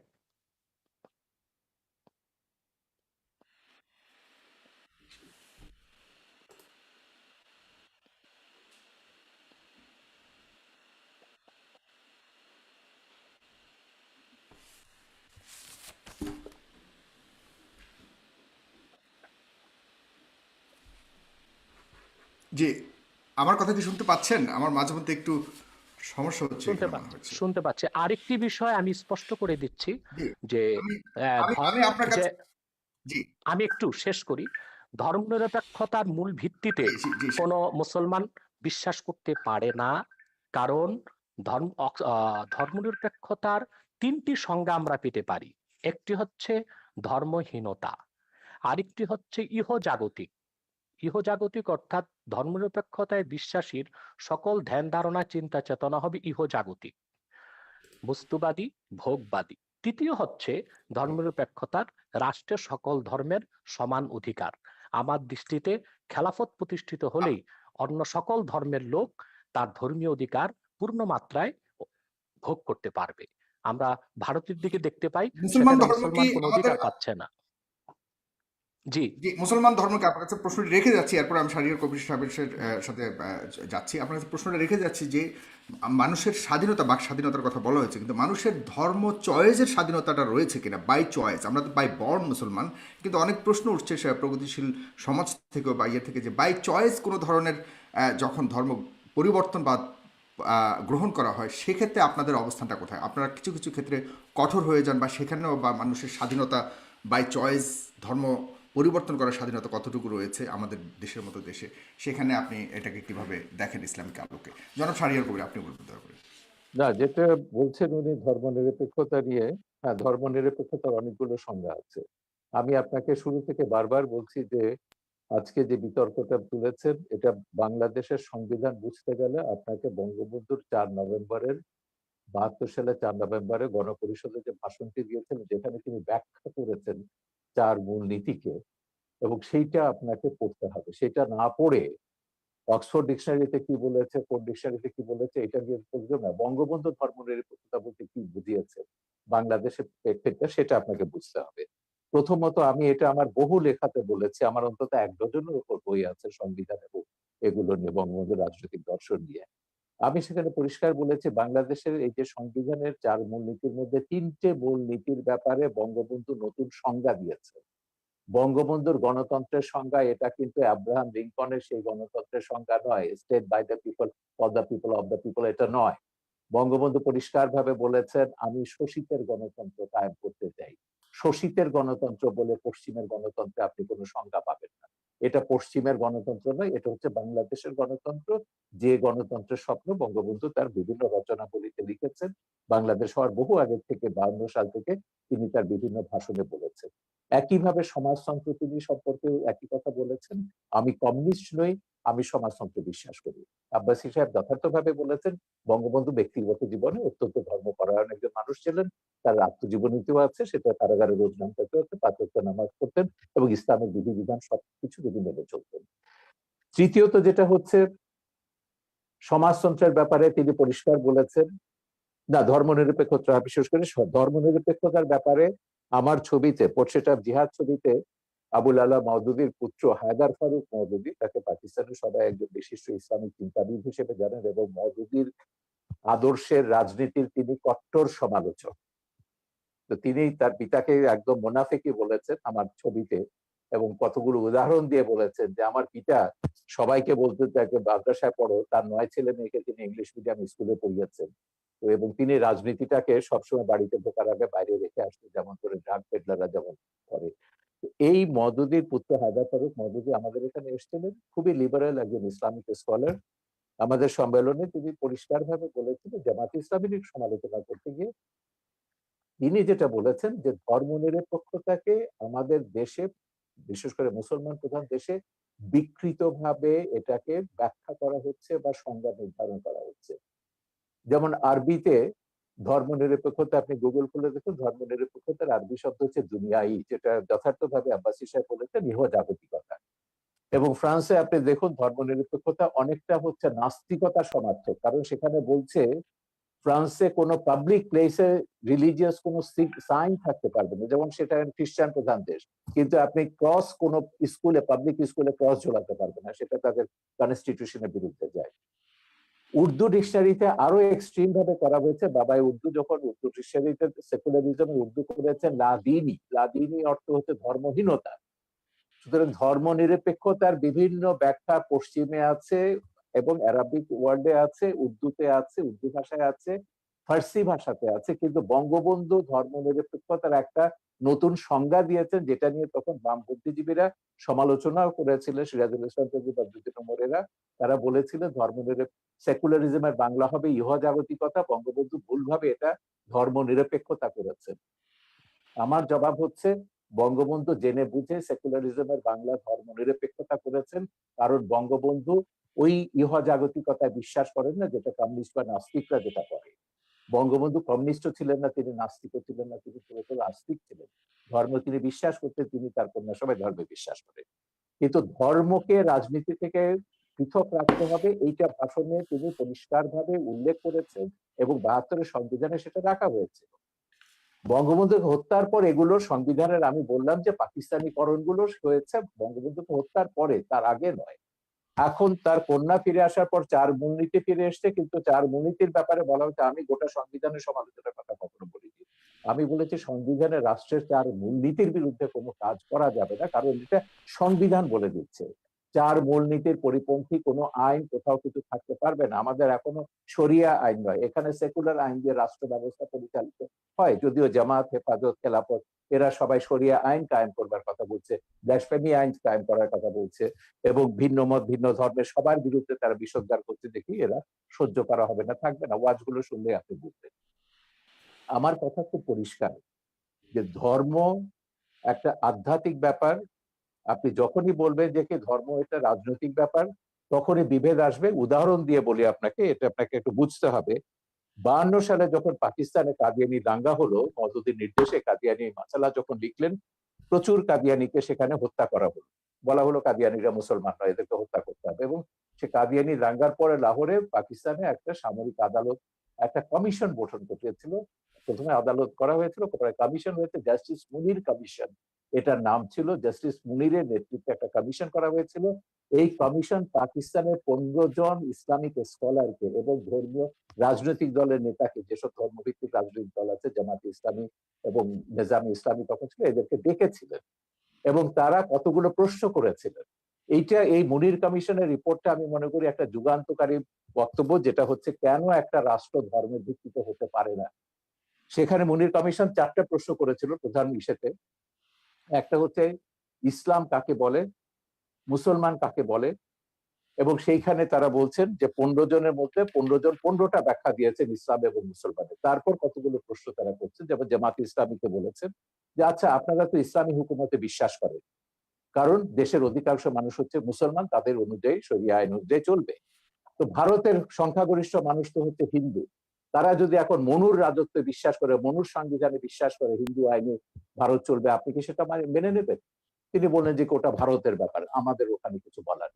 ওকে, একটা সেকেন্ড সেটা হচ্ছে, এখন ধরুন ভারত পাকিস্তানের সঙ্গে একটা যুদ্ধ হলো, এখন সেখানে ভারতের মুসলমানদের দায়িত্বটা কি হবে? না, প্রথমে বলে যে পাকিস্তানের হিন্দুদের দায়িত্বটা কি হবে, এখানে তো হিন্দুরা আছে। উনি বললেন না, নিশ্চয়ই ভারতের সঙ্গে পাকিস্তানের যুদ্ধ হলে হিন্দুদেরকে অবশ্যই পাকিস্তানকে সমর্থন করতে হবে, ভারতের বিরুদ্ধে যুদ্ধ করতে হবে। তারপর বললেন এবার আসুন সেখানে ভারতের মুসলমানদের দায়িত্বটা কি হবে। তারা পরিষ্কার বললেন যে ভারতের মুসলমানদের দায়িত্ব হচ্ছে পাকিস্তানের পক্ষে, ইসলামের পক্ষে লড়াই করা, তার নিজের দেশের বিরুদ্ধে। তো এরপরে তারা আরো অনেকগুলো এই ধরনের অসঙ্গতিপূর্ণ প্রশ্ন করেছেন এবং তারপর বললেন যে কে মুসলিম কে মুসলিম নয় এটা নির্ধারণ করার দায়িত্ব সংবিধান সরকারকে দেয়নি। এটা যদি করতে হয় তাহলে এখানে হানাহানি, সংঘাত, সংঘর্ষ এটা চলতেই থাকবে। সুতরাং ওই যে কাদিয়ানীদেরকে তখন যত মুসলমান অমুসলিম ঘোষণার দাবি করেছিল, তখন তারা বলেছিলেন এটা রাষ্ট্রের এখতিয়ার নয়, এটা ধর্মের এখতিয়ার, এবং ইসলামেও আছে মোহাম্মদের উম্মতদের মধ্যে এতগুলো ভাগ হবে, কতগুলো ৭৩টা ভাগ হবে, এবং তারা কি কোথায় কি যাবে, বেহেশতে যাবে না দোজখে যাবে, আমি সেই বিতর্কে যাচ্ছি না। ইসলামের এগুলো ভাগ নিয়ে তিনি যেমন বলেন, মদদি নিয়ে তাদের মধ্যে আলেমদের মধ্যে দ্বিমত আছে, খেলাফত নিয়ে দ্বিমত থাকতে পারে, মদদিরা বিশ্বাস করেন, জামাত বিশ্বাস করে তারা গণতান্ত্রিক ভাবে ক্ষমতা যাবে, যে মদদি গণতন্ত্রকে একসময় কুফরি মতবাদ বলেছিলেন, নির্বাচনকে তিনি শিকারী কুকুরের দৌড় বলেছিলেন, পরে তারা আবার নারী নেতৃত্বকে হারাম বলেছিলেন, এগুলো পরে সবই তারা মেনে নিয়েছে। এইটা যদি রাজনীতিকে যদি আপনি নিয়ে আসেন, ধর্মকে যদি রাজনীতিতে নিয়ে আসেন, তাহলে এই যে বিভক্তিগুলো, এই বিভক্তিগুলো কিন্তু আপনাকে টুকরো টুকরো করে দেবে। পাকিস্তানের দিকে তাকিয়ে দেখুন, ইরাকের দিকে তাকিয়ে দেখুন, আল কায়দা আইসিস কি করেছে, তারা তো যা করেছে ইসলামের নামে কিন্তু করেছে। জনাব শাহরিয়ার কবির, আমার এখানে একটা প্রশ্ন আছে আপনার কাছে, আপনি কি মনে করেন ভারত ধর্মনিরপেক্ষ? ভারত সাংবিধানিক ভাবে ধর্মনিরপেক্ষ, কিন্তু বর্তমানে ভারত যেটা করছে এটাকে মোটেই ধর্মনিরপেক্ষ বলা যাবে না। ওকে, সেখানে ধর্মনিরপেক্ষতার আসন্ন জড়াজড়ি দিয়েছে। সেখানকার যে ধর্মীয় জনগোষ্ঠী রয়েছে সেখানে কি উগ্রপন্থা রয়েছে কিনা আপনি কি মনে করেন? অবশ্যই আছে, এবং সেখানে তো তার বিরুদ্ধে লড়াই করতে হবে। সেখানকার হিন্দুদের প্রধান দায়িত্ব হচ্ছে সেকুলারিজমে যেসব হিন্দুরা বিশ্বাস করেন সেখানকার সংখ্যালঘিষ্ঠ মুসলমানদের প্রতিষ্ঠান এবং রক্ষার দায়িত্ব তাদের। হিন্দু মৌলবাদের যে উত্থান হয়েছে বর্তমানে, সেটাকে আপনি কতটুকু বিশ্বাস করেন এবং সেই হিন্দু মৌলবাদের সর্বশক্তির সহায়তা নিয়ে বর্তমানে বিজেপি সরকার অধীন রয়েছেন? আমি এটা কখনো অস্বীকার করছি না, আমি মানা করলাম কখন? এটা ভারত কেন বলছেন? সারা বিশ্বব্যাপী এখন মৌলবাদের ধর্মের নামে উন্মাদনা হচ্ছে, ভারতে হিন্দু ধর্মের নাম হচ্ছে, বেশি আমাদের মুসলিম ধর্ম নিয়ে কেন হচ্ছে সেটাই প্রশ্ন। কে বলছে? কে মুসলিম নিয়ে কথা বলছে? আমি মায়ানমারে যখন বুদ্ধিস্ট মঙ্করা যখন মুসলিম নিধন নিয়ে কথা বলছে, সবচেয়ে বেশি রোহিঙ্গাদের ব্যাপারে নির্মূল কমিটি কথা বলেছে, আমাদের সংগঠন কথা বলেছে, আমরা কমিশন গঠন করেছি, আন্তর্জাতিক সেমিনার অন্তত কয়েক ডজন ইন্টারন্যাশনাল সেমিনার করেছি, যে বার্মাতে বুদ্ধিস্ট মঙ্কদের একটা গোষ্ঠী, আমি গোটা বৌদ্ধ ধর্মকে বলবো না, মঙ্করা, আমি কখনো ইসলাম ধর্ম বলছি না, হিন্দু ধর্ম বলছি না, কিছু ধর্ম ব্যবসায়ী রাজনৈতিক মতলবে ধর্মকে ব্যবহার করছে, ইহুদি ধর্মের নামে যেমন করছে, হিন্দু ধর্মের নামে হচ্ছে, ইসলাম ধর্মের নাম হচ্ছে, খ্রিস্টান ধর্মের নাম হচ্ছে, এমনকি সবচেয়ে শান্তির ধর্ম যেটা বলা হয় বৌদ্ধ ধর্ম, সেই নামেও কিন্তু হচ্ছে, ভারত বার্মাতে হচ্ছে, সিলনে হচ্ছে, এগুলো আমরা দেখছি। সারা বিশ্বব্যাপী দক্ষিণ পন্থার এই তাণ্ডবগুলো আমরা দেখছি। সেই জন্যই আমরা বলছি হিন্দু মৌলবাদের কথাটা শেষ করতে দিন। হিন্দু মৌলবাদের আমি কোন মৌলবাদকে সাপোর্ট করি না, এমনকি নাস্তিকরাও যখন মৌলবাদীদের ভাষায় কথা বলে সেই নাস্তিকতাকেও আমি সমর্থন করি না। আমার কথা হচ্ছে বিশ্বে আস্তিক আছে, নাস্তিক আছে, ৬০০ কোটি মানুষ বিভিন্ন ধর্মে বিশ্বাস করে, ১০০ কোটি মানুষ কোন ধর্মে বিশ্বাস করে না। এই পৃথিবীতে সব মানুষের সমান অধিকার মর্যাদা নিয়ে বাস করবার অধিকার আছে। এইটাকে আপনি যে ধর্মের নামে দিন না কেন বিভক্তি করতে পারবেন না। জি, আপনার কাছে আবার আসছি। ডক্টর এনায়েতুল্লাহ আব্বাসী বলবেন দয়া করে। আপনার কাছে আমি কিছু প্রশ্ন রাখতে চাই, আমার কাছে অনেকগুলি প্রশ্ন রয়েছে, কিন্তু আপনাকে ছোট করে প্রশ্নগুলো বলছি। জনাব এনায়েতুল্লাহ আব্বাসী, যে কোরআনের রাজনীতি সম্পর্কে কোনো আয়াত রয়েছে কিনা কোরআনে? নাম্বার 1। ইতিমধ্যে রাজনীতির ব্যাপারে কয়েকটি আয়াত এবং সহিহ হাদিস শুনিয়েছি।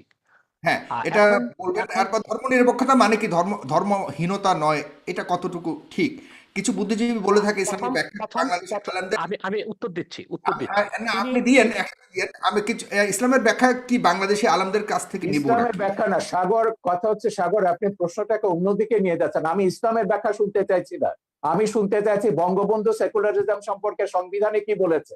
পরে প্রথম বাক্যটি হচ্ছে ধর্মনিরপেক্ষতা মানে ধর্ম। হ্যাঁ, আপনারটা বলবে, আমি পাশাপাশি অন্য কিছু প্রশ্ন আসছে সেটাই আমি দিচ্ছি, উনি একসাথেই বলবেন সবগুলো। আপনাদের ইসলামীয় জনাব রাজনৈতিক সাগর উদ্দেশ্য সাহেব, কি, এবং এটা তো বলে গেছেন। জি, আপনি বলুন দরকার, জি। জি, প্রথম কথা হচ্ছে তিনি একটি কথা স্বীকার করেছেন, ধর্মহীনতা বা সেকুলারিস্টের অর্থ জাগতিক, এই অর্থে বঙ্গবন্ধু বাংলাদেশে ধর্মনিরপেক্ষতা চাননি। যেহেতু ধর্মনিরপেক্ষতার আবিষ্কার কখন থেকে, এই তত্ত্বটা পৃথিবীকে কে দিল, এখানে স্পষ্ট ইতিহাসের মধ্যে আছে, secularism was first used by the British writer George Holyoake in 1851। 1851 সালে ব্রিটিশ লেখক তিনি জর্জ হলিওক তিনি প্রথম ধর্মনিরপেক্ষতার তত্ত্ব আবিষ্কার করেছেন। এখন সেই তত্ত্ব অনুযায়ী যদি বঙ্গবন্ধু ধর্মনিরপেক্ষতা না ধর্মহীনতা হয় কিংবা ইহজাগতিক একটিও না হয়, তাহলে তো ধর্মনিরপেক্ষতার সংজ্ঞাটি বদলে দেওয়া উচিত। যেহেতু তিনি বলে ধর্মনিরপেক্ষতার দিয়েছেন তো, যে তিনি না তো, সেকুলারিজম আর তাহলে ইহজাগতিক সংবিধানও তাহলে সংবিধানও ধর্মনিরপেক্ষতা এই নামটি না থাকা উচিত, সেটার ভিন্ন না একটি না, নাম হওয়া উচিত। সে আমি শেষ ইহজাগতিকতা করি, বা একটু একটু ধর্মহীনতা নয়। একটু একটু একটু শেষ করি।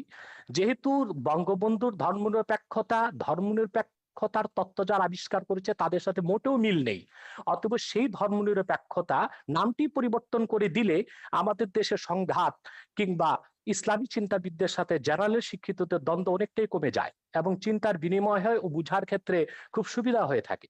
দ্বিতীয় যে কথাটি শাহরিয়ার কবির সাহেব বলেছেন, যে বারবার তিনি পাকিস্তানের প্রসঙ্গ আর মওদুদির প্রসঙ্গ টেনে আনেন।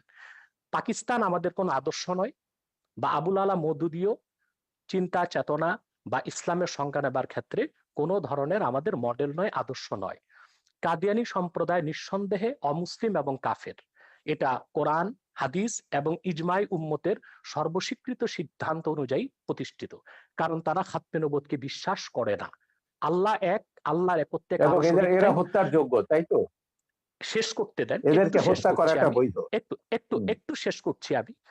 দ্বিতীয়ত, হ্যাঁ হুজুর, আল্লাহ যদি এক, একটু সাপ্লিমেন্ট করে শেষ করি, তাহলে সুবিধা একটু হয়, শেষ আপনি করি, সাথে সাথে জবাব দিতে পারবেন, শেষ জি। করি। আমি শেষ করছি। আল্লাহ এক, আল্লাহর একত্বে কারো শরীক নেই। ঠিক সেভাবে মোহাম্মদ সাল্লাল্লাহু আলাইহি সাল্লামকে আল্লাহ তাআলা ১৫০০ বছর আগে প্রেরণ করে নবুয়ত ও রিসালাতের দরজা চিরতরে বন্ধ করে দিয়েছেন। ওনার পরে আজ পর্যন্ত কোনো প্রকারই নবী কিংবা রাসূল আসে নাই, কিয়ামত পর্যন্ত আসবে না। এটাকে বলা হয় আকীদায়ে খাতমে নবুয়ত।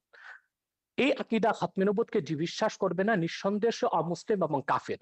সেজন্য কাদিয়ানী সম্প্রদায় অমুসলিম এবং কাফের, এটা ৫৭টি মুসলিম রাষ্ট্রের অধিকাংশ মুসলিম রাষ্ট্রেই সংসদীয়ভাবে বিল পাস করে ঘোষণা করা হয়েছে। দুঃখজনক আমাদের বাংলাদেশে এখনই হয়নি, কারণ বাংলাদেশে কাদিয়ানীদের পক্ষাবলম্বন করার জন্য প্রচুর বুদ্ধিজীবী নামের বুদ্ধি প্রতিবন্ধী আছে।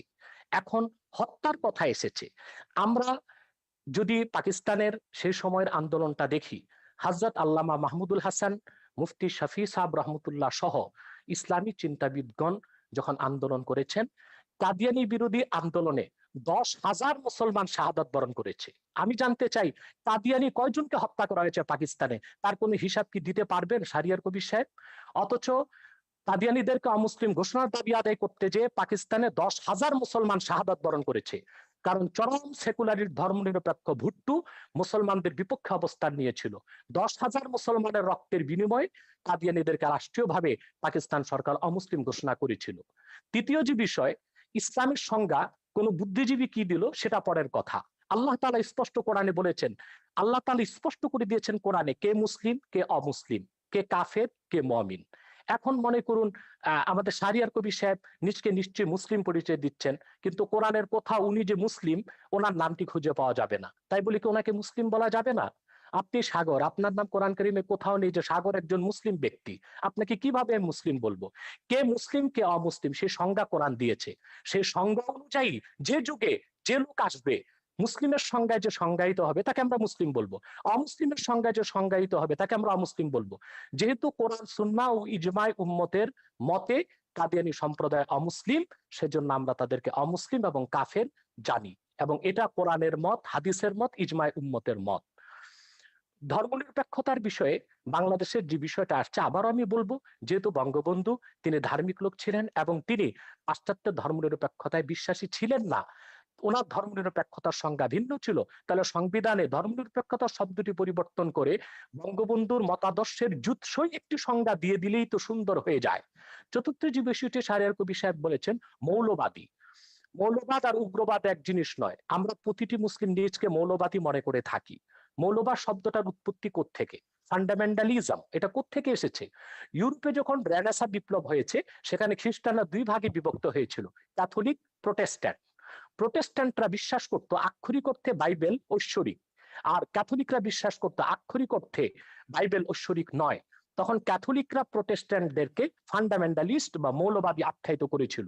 সেই হিসেবে যদি আমরা আক্ষরিক অর্থে কোরআনকে বিশ্বাস করার কারণে মৌলবাদী হয়ে থাকি, অবশ্যই আমরা মৌলবাদী, এবং সেই মৌলবাদকে আমরা লালন করি কোরআনকে আক্ষরিক অর্থে বিশ্বাস করার কারণে। আর যদি উগ্রবাদ সেই অর্থে মৌলবাদী বলা হয়, তাহলে আমরা বলবো আমরা মৌলবাদী নয়, আমরা পরামর্শহীনচু। আমরা খেলাফতি বিশ্বাসী, ইসলামের মূলে বিশ্বাসী, এবং আপনাদের ইসলামের রাজনৈতিক খেলাফত আদর্শে কিভাবে বিশ্বাসী। কায়েম হবে? খেলাফতটা কিভাবে কায়েম হবে একটু ব্যাখ্যা করেন। হ্যাঁ, খেলাফত কিভাবে বিভিন্ন খেলাফত ভাবে কায়েম। প্রতিষ্ঠা করবে? হ্যাঁ, যে কাজটি এখন বাংলাদেশে হচ্ছে, জনমত তৈরি করা হচ্ছে। যারা ইসলামী রাজনীতির পক্ষে, তারা আলাপ আলোচনার মাধ্যমে, ওয়াজ নসিহতের মাধ্যমে মানুষকে এটি বুঝাতে সক্ষম হচ্ছে যে ইলেকশন কোরআন করবেন তো? সুন্নাহর, না কোরআন সুন্নাহর রাজনৈতিক, সেটাও না বলছি। না, আপনারা কি ইলেকশন সেটা করে বলছি করবেন বলছি না বিপ্লব সেটা করে সেটা করবেন? বলছি আমি। কোরআন সুন্নাহর রাজনৈতিক আদর্শ হচ্ছে শুধুমাত্র খেলাফত। প্রথম হচ্ছে থিওরিক্যাল, আমরা সেই থিওরিক্যাল বিশ্বাসটি মানুষের মধ্যে গড়ে তুলছি। একসময় মানুষ খেলাফতে বিশ্বাসী হবে। এখন যদি সেই খেলাফতকে প্রতিষ্ঠা করতে যে আমাদেরকে ইলেকশন করতে হয়, সেটা ইলেকশনকে খেলাফত সমর্থন করে না। কিন্তু শরীয়তের একটি অন্যতম উসুল হচ্ছে যে আয-যারুরাতু তুবিহুল মাহযুরাত। আরেকটি উসুল হচ্ছে আয-যারুরাতু তাতাকাদ্দারু বিকাদরি যারুরা। বিশেষ প্রয়োজনে, আপৎকালীন মুহূর্তে যা নিষিদ্ধ তা সাময়িক সময়ের জন্য করা যেত পারে। অতএব ইলেকশনের মাধ্যমেও যদি রাষ্ট্র ক্ষমতায় যে ইসলামপন্থীগণ খেলাফতকে প্রতিষ্ঠিত করেন, তারপরে রাষ্ট্র ব্যবস্থার নীতি পরিবর্তন করার অথরিটি তারা পাবেন। তৃতীয় যে বিষয়টি আমি বলবো, যে আজকে সারা পৃথিবীতে গণতন্ত্র সমাজতন্ত্র ব্যর্থতার পরিচয় দিয়েছে। গণতন্ত্র সমাজতন্ত্র ধর্মনিরপেক্ষতা কাগজে কলমে আছে, বাস্তবতায় পৃথিবীর কোথাও নেই। বরং পৃথিবীর শক্তিশালী রাষ্ট্রগুলো এখন খেলাফত ব্যবস্থার দিকে ধাবিত হচ্ছে, অঘোষিতভাবে, প্রচার না করে। যেমন মস্কোতে সোভিয়েত রাশিয়া ভেঙে যাবার পর এখন পুতিন ক্ষমতায় এসেছে। সে অনেকটা একনায়কতন্ত্রকে গ্রহণ করেছে। সেখানে গণতন্ত্রের দোহাই দিয়ে দীর্ঘমেয়াদী ক্ষমতায় সে আছে, অর্থাৎ একজন ব্যক্তিকে রাষ্ট্র পরিচালনায় তারা পছন্দ করে নিয়েছে, যেটা অনেকটা খেলাফতের কনসেপ্টের সাথে মিলে যায়। চায়নাতে প্রধানমন্ত্রীকে আজীবন ক্ষমতা তারা দিয়েছে, সেটাও খেলাফতের সাথে অনেকটা সাদৃশ্য অবলম্বন করে। মূলত খেলাফত ব্যবস্থার মাধ্যমেই একটি কল্যাণময় রাষ্ট্র হতে পারে, এমন একটি রাষ্ট্র হতে পারে যেখানে ইসলামের সমান অধিকার সংরক্ষিত হতে পারে, পাশাপাশি অন্যান্য ধর্ম সমান অধিকার লাভ করতে পারে। খেলাফত 1300 বছর পৃথিবীকে নেতৃত্ব দিয়েছে। সেই খোলাফায়ে রাশিদিন, তাদের পরে খেলাফতে বনি উমাইয়া, খেলাফতে বনি আব্বাস, এবং অটোমান সাম্রাজ্য যেটাকে বলা হয় খেলাফতে উসমানিয়া, 1924 সাল পর্যন্ত বিশ্বকে নেতৃত্ব দিয়েছে। এমন কোন ইতিহাস পৃথিবীর কোথাও খুঁজে পাওয়া যাবে না তখন অন্য ধর্মের উপর নির্যাতন নিপীড়ন হয়েছে, অন্য ধর্মের মানুষের অধিকারকে ক্ষুণ্ণ করা হয়েছে। বাদশাহ আকবর যখন দ্বীন এলাহিকে প্রতিষ্ঠিত করেছিল ভারতে, পরবর্তীতে তার নাতি বাদশাহ আলমগীর যখন খেলাফতের অনেকটা কনসেপ্ট গ্রহণ করেছিল, ইসলামী শরিয়া ব্যবস্থাকে চালু করেছিল, বিধিবদ্ধ ইসলামের সংবিধান ফাতাওয়া হিন্দিয়া বা ফাতোয়া আলমগীরি সংকলন করেছিলেন, তখন ভারতে কোথাও কোন একটি হিন্দু মন্দিরের উপর আঘাত করা হয়নি, হিন্দুদের কোনো উপাসনালয়, কোনো ধর্মস্থানে আঘাত করা হয়নি। হিন্দুরা অত্যন্ত অবলীলায় এবং সুন্দরভাবে তাদের ধর্ম পালনের সুযোগ পেয়েছে। অথবা খেলাফত রাষ্ট্র প্রতিষ্ঠিত হলেই অন্য ধর্মের মানুষ তার ধর্মীয় অধিকার পালন করতে পারে এবং সুযোগ সুবিধা গ্রহণ করতে পারে, এবং পৃথিবীকে একদিন আবার ফিরে আসতে হবে খেলাফতের দিকেই, এবং মুসলিম বিশ্বগুলো আবার খেলাফতের দিকে ফিরে আসবে। সেটাও একটি চিরন্তন সত্য কথা। আপনাকে অনেক ধন্যবাদ। প্রায় 20,000 মানুষ এই মুহূর্তে একসাথে আমাদের অনুষ্ঠানটি দেখছে। দর্শক, আপনারা অবশ্যই 20,000 মানুষ যারাই দেখছেন তারা অবশ্যই আমাদের পেজটিকে লাইক দেবেন, এবং আমাদের যে ইউটিউব চ্যানেলটি আছে সেখানে একটু পরে এটা আবারও প্রচারিত হবে, সেখানে আপনারা দেখতে পাবেন। যারা প্রথম থেকে দেখতে পারেননি তারা অবশ্যই আমাদের ইউটিউব চ্যানেলটিকে সাবস্ক্রাইব করবেন। জনাব শাহরিয়ার কবির, আপনার কাছে আসছে। আপনার অনেক শুনেছেন জনাব ডক্টর এনায়েতুল্লাহ আব্বাসীর কথা। আপনার কাছে আমি আরেকটি প্রশ্ন করতে চাই যে আপনি ধর্মীয় আলোকে শিক্ষা ব্যবস্থার ঘোর বিরোধিতা করেছেন। এবং কিছু কিছু বিষয়ে আপনি অনেক আপত্তি তুলেছেন বিভিন্ন সময়ে। সেটা আসলে যদি বাই চয়েস হয়ে থাকে যে আমি ধর্মীয় শিক্ষায় শিক্ষিত হতে চাই, সেখানে সমস্যাটা কেন, আপত্তিটা কেন? না, ধর্মীয় শিক্ষার তো আমি কখনো বিরোধিতা করিনি। আমি কখনো বলিনি মাদ্রাসা ব্যবস্থা তুলে দিতে হবে, যদিও আমাদের সংবিধানে আছে একমুখী শিক্ষা হতে হবে। আমরা বলেছি বিশেষ করে কওমি মাদ্রাসা নিয়ে, যে কওমি মাদ্রাসায় যারা পড়ে, আমাদের দেশের গরিব মানুষের ছেলেরা এখানে পড়ে, এতিমরা পড়ে এখানে। কারণ এই একটা বৃহৎ সংখ্যক ছাত্র বা তরুণ গোষ্ঠীকে আমরা কেন ওই উগ্র মৌলবাদীদের জিম্মি করে রেখে দেবো? এখানকার ক্যারিকুলামে কিন্তু আমাদের কোনো হাত নেই। এরা বাংলাদেশের মুক্তিযুদ্ধের ইতিহাস জানে না। তাদের যে জাতি যে হাজার বছরের বাঙালি জাতির যে একটা সমৃদ্ধ ইতিহাস রয়েছে, সম্প্রীতির ইতিহাস রয়েছে, মানবতার ইতিহাস রয়েছে, মানুষকে ভালোবাসার ঐতিহ্য রয়েছে, এগুলো কিন্তু কিছুই তারা জানে না। তাদের মাথার মধ্যে জেহাদ ঢোকানো হচ্ছে, খেলাফত ঢোকানো হচ্ছে, ভিন্ন মত, ভিন্ন ধর্ম, ভিন্ন জীবনধারায় যারা বিশ্বাসী তাদেরকে হত্যা করতে হবে। হত্যার বিবরণগুলো দেখলেই তো আপনি বুঝবেন। হত্যার যে এই যে যখন আপনার এই যে 15 সালে 16 সালে যখন এই যে ধারাবাহিক ব্লগারদের হত্যা করা হলো, একটা ঘটনা আমি বলি। ব্লগার বাবুকে যে হত্যা করেছিল, যে সে দুটো মানুষ, ওই যে একজন হিজড়া একজন ফেরিওয়ালা তাকে উদ্ধার জড়িয়ে ধরেছিল, আটকে ছিল। সেই ছেলেটা, সেও একটা তরুণ, মাদ্রাসা থেকে মাত্র বেরিয়েছে। সেই তরুণকে জিজ্ঞাসাবাদে জিজ্ঞেস করলো, কেন তুমি বাবুকে হত্যা করেছো? ও বলে, আমার হুজুর আমাকে বলেছেন, উস্তাদ আমাকে বলেছেন। বলে, তুমি বাবুর কোনো লেখা পড়েছো? বলে, না, পড়িনি। সেই ছেলেটা জিজ্ঞাসাবাদে বলছে বাবুর সে কোনো লেখা পড়ে, বাবু নামটা তার কাছে পরিচিত ছিল না, বাবুর কোনো ছবি সে দেখেনি, পোস্ট পড়েনি। এবং যেহেতু হুজুর বলেছেন সেই ইসলাম বিরোধী এবং সে মুরতাদ, তাকে হত্যা করতে হবে, এবং সেই বিশ্বাসে সে হত্যা করেছে। এই উন্মাদনাগুলো কিন্তু এদের মাথার মধ্যে ঢোকাচ্ছে সেই মাদ্রাসা থেকেই। এটা নিয়ে বহুত মানে লেখা আমাদের আছে দেশে এবং কোথাও ঢুকাচ্ছে? আপনি কোনো প্রমাণ আছে আপনার কাছে আমাদের দেশে কোথাও ঢুকাচ্ছে কিনা এরকম ধরনের? আমরা 2013 সালে হেফাজত জামাতের এই তাণ্ডবের পরে একটা শ্বেতপত্র বার করেছি। 1000টা মাদ্রাসা, কওমি মাদ্রাসায় তদন্ত করেছি, এবং আমাদের যে এবং ওই রাতে কারা কতজনকে হত্যা করা হয়েছিল সেটা রিপোর্ট আমাদের শ্বেতপত্রে আছে, যেটা হেফাজত পর্যন্ত চ্যালেঞ্জ করেনি। সেদিনও দেখলাম ওই বিতর্কে হেফাজতের এক নেতা বলছেন যে হ্যাঁ, নির্মূল কমিটি যে শ্বেতপত্র বের করেছে সেটাকে তারা অথেন্টিক মনে করেন।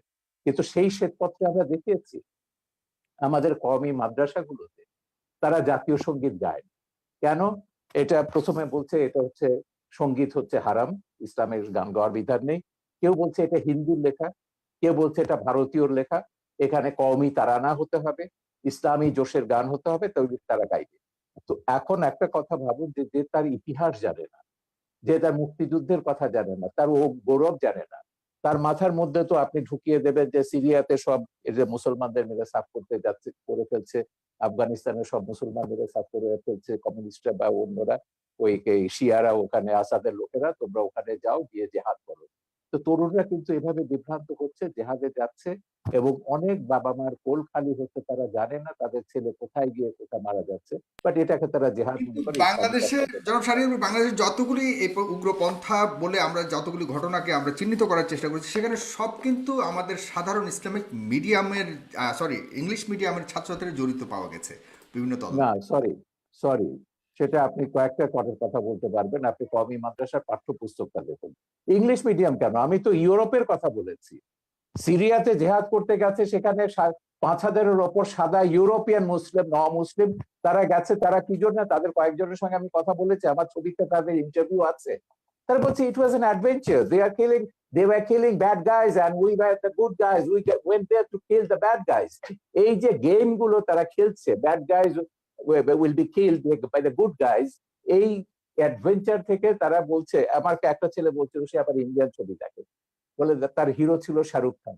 বলে দেখো, শাহরুখ খান তো ওখানে দামি একটা রাইফেল নিয়ে এসে যুদ্ধ করছে বা হিরোইজম দেখাচ্ছে, আমি সিরিয়াতে জেহাদ করতে গেছি, I will be having a real AK-47।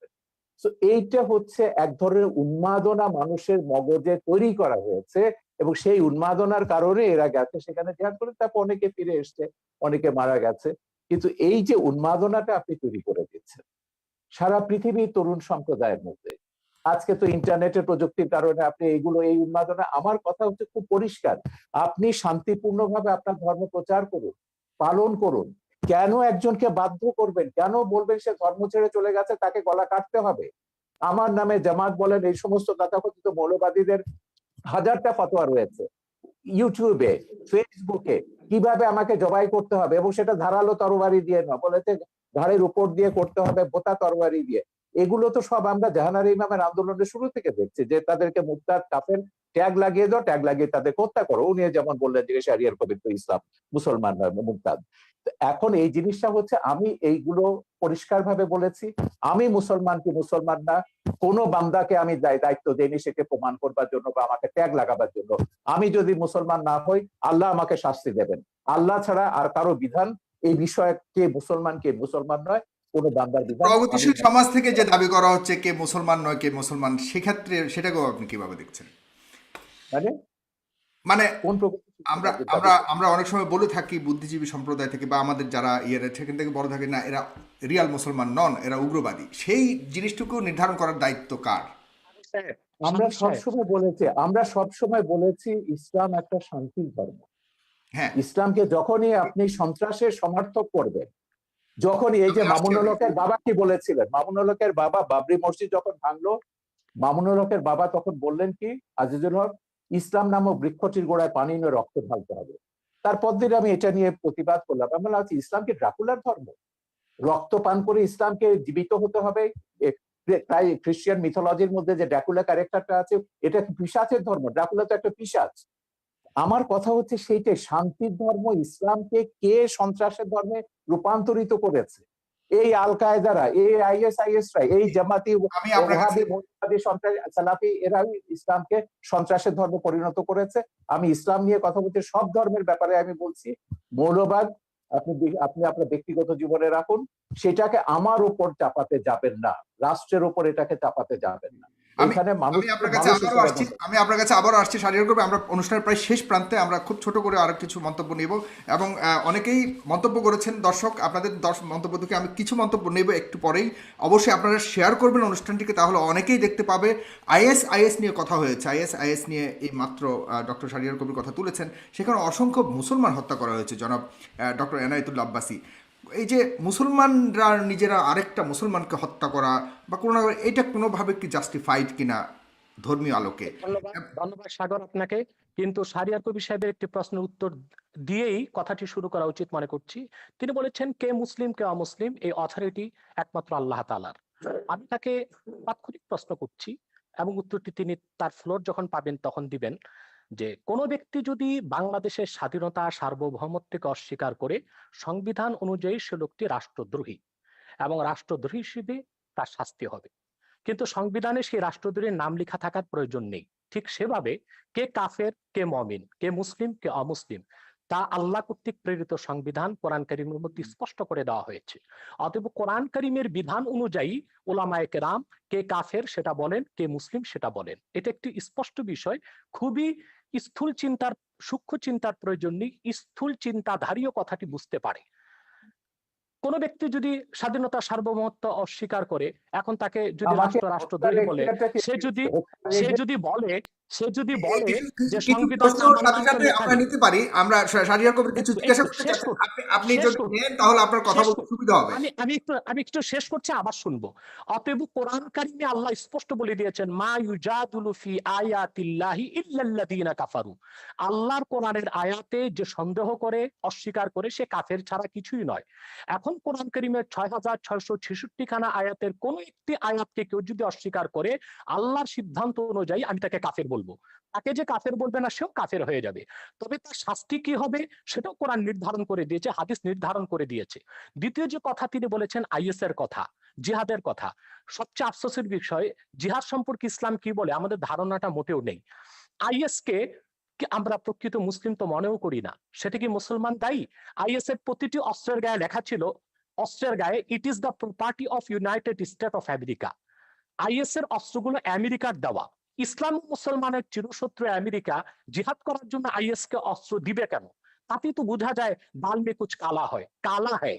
সন্ত্রাস ছড়িয়ে তার দায়ভার ইসলামের উপর দেওয়ার একটি নিউ কনজারভেটিভ ইহুদি খ্রিস্টানদের রক্ষণশীল সমাজের একটি অপচেষ্টা ছাড়া আর কিছু নয়। কিন্তু সবচেয়ে বড় কথা হচ্ছে, যারা অস্ত্র হাতে মধ্যপ্রাচ্যে জিহাদ করছে তাদেরকে আমরা সন্ত্রাসী বললাম, কিন্তু সেই সন্ত্রাস তৈরির পিছনে যারা ক্ষেত্র প্রস্তুত করলো তাদেরকে আমরা অপবাদ দিচ্ছি না কেন? আমেরিকা ইরাকে হামলা করেছে, অজুহাত ছিল সেখানে কেমিক্যাল উইপন আছে, রাসায়নিক অস্ত্র আছে। একটি স্বাধীন সার্বভৌম দেশকে তছনছ করে দিল, মাটির সাথে মিশিয়ে দিল, কিন্তু তদন্তে দেখা গেল এক ফোঁটা কেমিক্যাল উইপন সেখানে পাওয়া যায়নি। এখন সেখানে ইরাকের মুসলমানরা যদি তাদের স্বাধীনতা সার্বভৌমত্বের জন্য, তাদের অধিকারকে রক্ষার জন্য অস্ত্র হাতে তুলে নেয়, সেই জিহাদ সন্ত্রাস হয়ে যাবে? এতটা অযৌক্তিক অবিচার কোনো মানুষ তো মেনে নিতে পারে না। ফিলিস্তিনে মুসলমান বসবাস করতে আজকে পারছে না, ইসরায়েলি সন্ত্রাসীদের কারণে বাইতুল মুকাদ্দাসে মুসলমান নামাজ পড়তে পারছে না। সেখানে মুসলমান যদি তার অধিকারকে সংরক্ষণ করার জন্য, অধিকারকে আদায় করার জন্য অস্ত্র হাতে তুলে নেয়, সেটা সন্ত্রাস হয়ে যাবে। সারা বিশ্বব্যাপী জাতিসংঘের তত্ত্বাবধানে সন্ত্রাসকে ছড়ানো হচ্ছে। বাংলাদেশের বিষয়ে বলা হচ্ছে কওমি মাদ্রাসার ছাত্ররা সন্ত্রাস করে, অথচ জেএমবি যখন বাংলাদেশে সিরিজ বোমা হামলা করেছে, কওমি মাদ্রাসাগুলো মাঠে ঘাটে আন্দোলন করেছে সন্ত্রাসের বিরুদ্ধে। হাটহাজারী থেকে আহমদ শফি সাহেব তখন মহাপরিচালক ছিলেন, তিনি স্পষ্ট করে ব্যাখ্যা দিয়েছিলেন নিরপরাধ মানুষকে বোমা মেরে হত্যা করা ইসলাম সমর্থন করে না।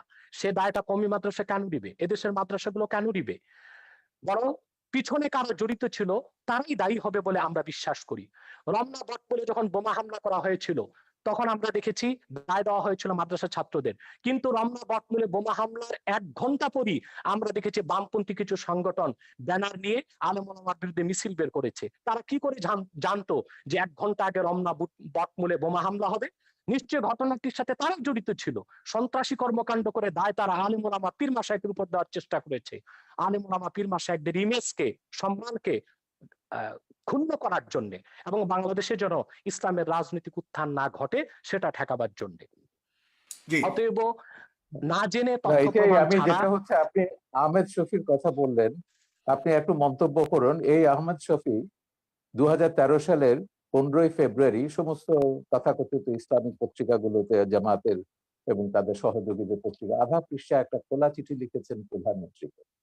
সেখানে আমার নাম, মুনতাসির মামুনের নাম, জাফর ইকবালের নাম, আমাদের সবার নাম উল্লেখ করে বলেছিলেন এইসব নাস্তিক, মুরতাদ, কাফের এরা।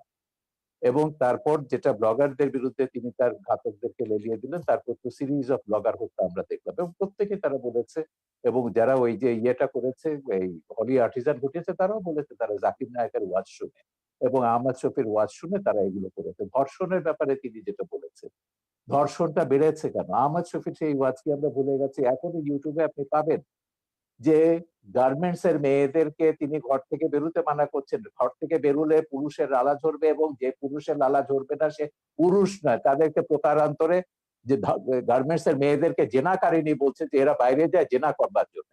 এবং আমার ও ছবি তো ওখানে আছে, একজন এসে বলেছেন যে ইসলামী আইন অনুযায়ী তিনি প্রমাণ ছাড়া এমন কথা বলতে পারেন না, সেই অনুযায়ী তার 80টা দৌড়া পেতে হবে। আমি সেইখানে যাচ্ছি না, আমার কথা হচ্ছে দিস ইজ বাংলাদেশ, এটা বাংলাদেশ। এখানে এখনো ইসলামী হুকুমত কায়েম হয়নি, এখনো কোরআনের আইন কায়েম হয়নি। বাংলাদেশ চলবে বঙ্গবন্ধু যে সংবিধান দিয়ে গেছেন সেই সংবিধান অনুযায়ী। যেদিন আপনারা খিলাফত কায়েম করবেন সেদিন আপনাদের কোরআনের আইন কায়েম করুন, আমাকে 100 বার আপনারা হত্যা করুন, তাতে কিছুই যায় আসে না। কিন্তু কথা হচ্ছে যতক্ষণ পর্যন্ত এটা বাংলাদেশ আছে, ততক্ষণ পর্যন্ত বাংলাদেশের সংবিধানের মূলনীতি আপনাকে বিশ্বাস করতে হবে, আমার বাঙালিত্বের চেতনাকে বিশ্বাস করতে হবে। ধর্ম আমি 100 বার বদলাতে পারি, কিন্তু আমি কখনো আমার এথনিক আইডেন্টিটি, বাঙালি সত্তা, আপনিও এখন বাংলায় কথা বলছেন, আপনি নিজেও একজন 1000 বছর ধরে আপনার পূর্বপুরুষরা বাঙালি ছিলেন, এবং ইসলাম গ্রহণ করবার আগে অন্য ধর্ম ছিল কিংবা কোনো ধর্ম ছিল না। ধর্ম আপনি বদলাতে পারেন, কিন্তু যেটা আপনি বদলাতে পারেন না সেটা হচ্ছে আপনার জাতিসত্তা, এথনিক আইডেন্টিটি। এথনিসিটি অনুযায়ী আমরা 5000 বছরের একটা প্রাচীন জাতি। এই প্রাচীন জাতির আমাদের একটা সভ্যতা আছে, ঐতিহ্য আছে, এবং সংবিধানেও এগুলো রক্ষার কথা দায়িত্ব রাষ্ট্রকে দেওয়া হয়েছে। আমাদের ঐতিহ্য, এগুলো আমাদের রক্ষা করতে হবে। তারপরে আমরা যে যা ধর্ম পালন করব। কেউ যদি ধর্ম পালন না করে, তারও এই দেশে থাকবার সমান অধিকার মর্যাদা দিতে হবে, এবং আছে, সংবিধান অনুযায়ী সেটা আছে। আমার কথা হচ্ছে সহিষ্ণুতা প্রদর্শন করুন, সৌভ্রাতৃত্ব প্রদর্শন করুন, ইসলামকে কলঙ্কিত করবেন না, রাজনীতি টেনে এনে সন্ত্রাসকে বৈধতা দিয়ে ইসলামকে আপনারা দয়া করে কলঙ্কিত করবেন না। পশ্চিমারা একটা অজুহাত পেয়ে গেছে, ইসলাম ব্যাশিং একটা শব্দ পশ্চিমে, এবং তাদেরকে গিয়ে বোঝাতে হয় যে না, আমাদের দেশে ইসলাম হচ্ছে, এটা সুফিদের ইসলাম, এটা শান্তির ইসলাম, কিছু সংখ্যক বিপদগামী, এগুলো আইএস আল কায়দার প্ররোচনায় তারা এগুলো করছে। কিন্তু এই কথাগুলো যখন আমরা ভিন্ন ধর্মকে যখন আক্রমণ করছি ওয়াজের নাম, ভিন্ন মতাবলম্বীদের যখন আক্রমণ করছি ওয়াজের নাম, এবং অশ্লীল কদর্য ভাষায় কথা বলা হচ্ছে, এবং তখন আপনি কি ধারণাটা দিচ্ছেন ইসলাম সম্পর্কে সেটা বলুন।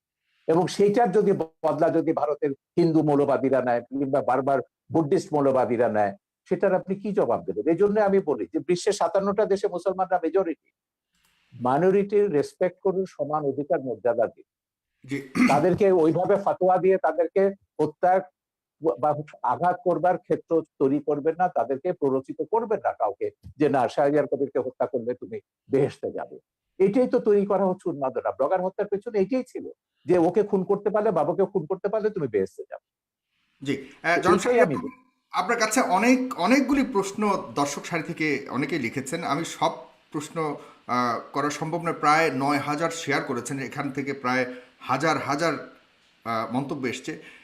কেউ কেউ লিখেছেন, যেমন এম.এ. বাসিত আশরাফ, তিনি লিখেছেন পৃথিবীতে, শাহরিয়ার কবির সাহেবের কাছে প্রশ্ন করেছেন, পৃথিবীতে প্রথম মানবাধিকার এবং নারীদের সম অধিকারের প্রতিষ্ঠাতা কে?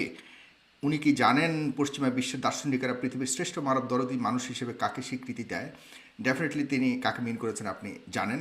সেক্ষেত্রে আপনার বক্তব্য জানতে চেয়েছে এই একজন লেখক। এরপরে রয়েছেন কাফায়েতুল্লাহ সাহেব, আপনার মুক্তিযুদ্ধের অবদান সম্পর্কে জানতে চেয়েছে। এরপরে লিখেছেন, বাংলাদেশের স্বাধীনতা আন্দোলনে যারা যুদ্ধ করেছে তারা কি সবাই স্বাধীনতা বুঝতো? তারা কি জেনে শুনে সবাই মুক্তিযুদ্ধে অংশগ্রহণ করেছে? তাহলে নাস্তিকের বিরুদ্ধে আন্দোলন করতে হলে সবাইকে জানতে হবে কেন? এই ধরনের অনেকগুলি প্রশ্ন করেছেন। মাওলানা ওমর ফারুক লিখেছেন, পারভেজ জুয়েল লিখেছেন, এমডি মাসুম লিখেছেন, শাহিদ আহমেদ লিখেছেন, অনেকেই লিখছেন, লিখে যাচ্ছেন। আপনারা লিখতে থাকুন, আমি সম্ভব হলে কিছু নেব। তবে এই পর্যায়ে অনুষ্ঠানের শেষ প্রান্তে চলে এসেছি, 2 মিনিট করে শুধুমাত্র আপনারা দুজন আবারও শেষ বক্তব্য দেবেন। না, এগুলো কিন্তু জামাতিদের একটা পরিকল্পিত ব্লগ আছে। যখনই আমি কোনো কথা বলি টক শোতে 1000 2000 এগুলো ডিসলাইক আসবে এবং প্রশ্নগুলো করা হবে মুক্তিযুদ্ধ নিয়ে। এটা বলতে বলতে আমি ক্লান্ত হয়ে গেছি। আমার মুক্তিযুদ্ধের কি অবদান আছে, বাংলাদেশের স্বাধীনতা যুদ্ধের দলিলপত্রটা এটা আগাগোড়া পড়ুন। আমি বলে দেবো না কোন পৃষ্ঠা, আপনাকে পড়তে হবে। এই সুযোগে যদি মুক্তিযুদ্ধের ইতিহাসটা আপনাদের মাথায় ঢোকে, পড়ে দিন শাহরিয়ার কবির কি করেছে মুক্তিযুদ্ধের, সাংস্কৃতিক স্কোয়াডে কি অবদান ছিল সেখানে পাবেন। দ্বিতীয় কথা হচ্ছে মানবাধিকার নিয়ে। এখন মানুষের অধিকার মর্যাদা প্রত্যেককে বিশ্বাস করতে হবে। এই পৃথিবীতে আমি শুরুতেই বলেছি যে আমরা 700 কোটি মানুষের মধ্যে 150 কোটি মুসলমান আছে, 150 কোটি হিন্দু আছে, 250 কোটি 250 কোটি খ্রিস্টান আছে, অন্য ধর্মাবলম্বী আছে, নাস্তিকও আছে।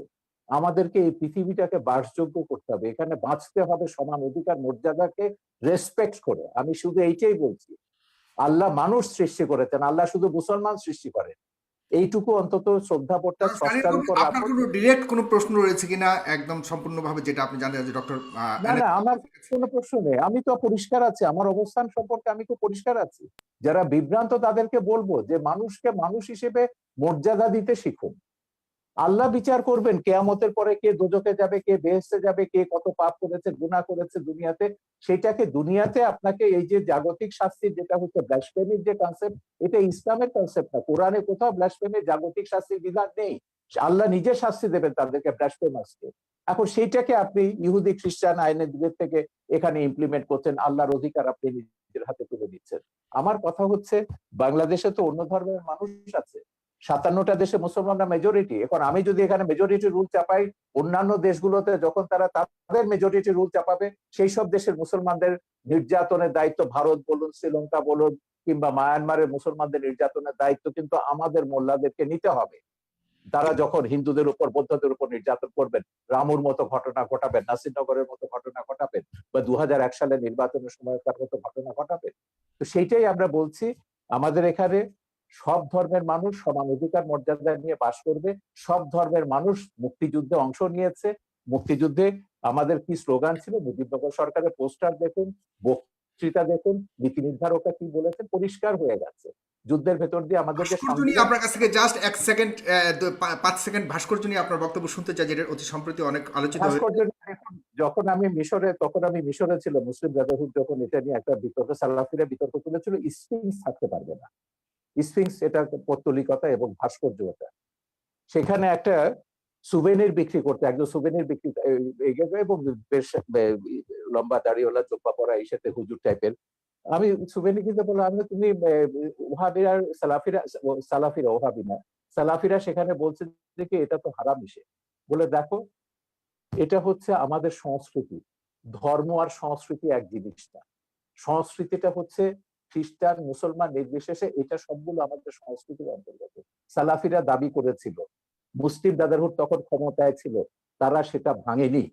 তিনি যে বলছেন যেসব দেশ খেলাফতের দিকে যাচ্ছেন, বিশেষ করে তুরস্কের কথা তিনি উল্লেখ করলেন, হ্যাঁ তুরস্ক খেলাফতের কথা বলছে, একটা ভাস্কর্য ভেঙেছে, উল্টো তারা নাকি এখন বঙ্গবন্ধুর ভাস্কর্য বসাবে আঙ্কারাতে। এই হচ্ছে ইসলাম, যেটা এরদোয়ান তুরস্কে করছে। তুরস্কে আমি হযরত জালালউদ্দিন রুমির বিশাল ভাস্কর্য দেখেছি, অন্যান্য ইসলামিক সুফিদের ভাস্কর্য দেখেছি, ইরানে আমি সুফিদের ভাস্কর্য দেখেছি। তো ভাস্কর্যের সঙ্গে ইসলামের বিরোধ আছে, যেটা বলেন এটা সম্পূর্ণ রাজনৈতিক পক্ষপাতী। ভাস্কর্য সভ্যতার অংশ, ইতিহাসের অংশ, ইতিহাসের মহানায়ক সেটা ইসলামিক স্কলার আছেন, অন্যান্য আছেন, স্কলাররা আছেন। মিশরে যান, ইসলামিক স্কলার কেন, বুদ্ধিজীবীদের দেখবেন, সঙ্গীতকারদের দেখবেন।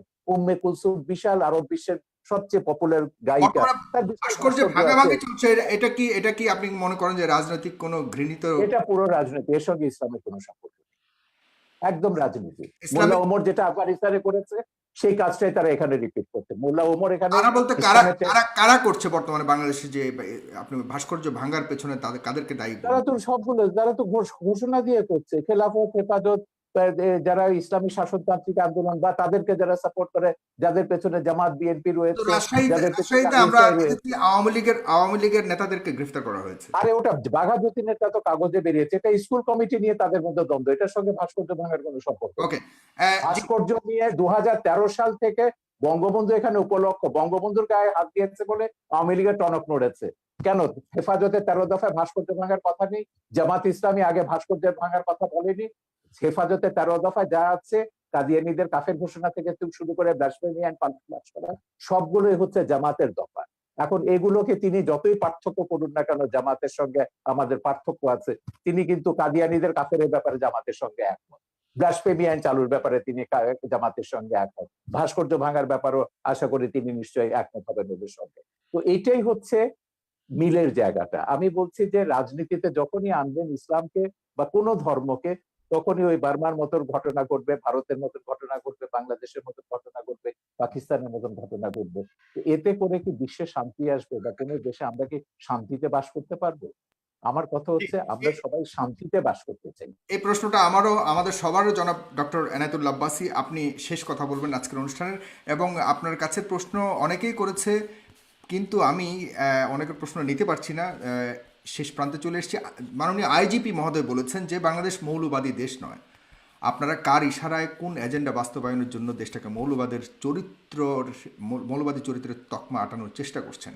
আমরা তো আরব সহ বিভিন্ন রাষ্ট্র দেখি না জঙ্গি মিছিল করতে, জঙ্গি মিছিলের কথা বলেছে, কিন্তু আপনারা আমাদের কথায় কথায় আমাদের দেশে জঙ্গি মিছিল করেন। তাহলে দেশটিকে জঙ্গিবাদের দিকে ঠেলে দিচ্ছেন কিনা, কারো উদ্দেশ্য হাসিল করতে চাচ্ছেন কিনা? এবং ফ্রান্সের কথা বলেছেন তিনি, পাশাপাশি তিনি বলেছেন যে এদেশে ইসলাম প্রচার করেছিলেন সুফি সাধকরা, তারা কিন্তু কখনোই তরবারি প্রয়োগের মাধ্যমে ইসলাম প্রচার করেনি। আপনারা কেন এখন এমন উস্ফলন দেখাচ্ছেন? এটা কেন, বা এ ব্যাপারে উনি প্রশ্ন করেছেন আপনাদের আলেম সমাজের কাছে। ধন্যবাদ সাগর। প্রথমে শাহরের কবির সাহেবকে বলবো যে তিনি জামাত ফোবিয়াতে ভুগতেছেন, সব জায়গায় জামাতের গন্ধ পান তিনি, এটা ঠিক নয়। আমি আবারও বলছি, এদেশের মূলধারার আলেম ওলামার সাথে জামাতের কোনো সম্পর্ক নেই, যদিও বা একটি বিরাট জনগোষ্ঠী জামাতের অনুসরণ করছে। কাদিয়ানীরা নিঃসন্দেহে অমুসলিম এবং কাফের, এটা পৃথিবীর সকল মুসলমানের মত, কোরআনের মত, সুন্নার মত, ইজমায় উম্মতের মত।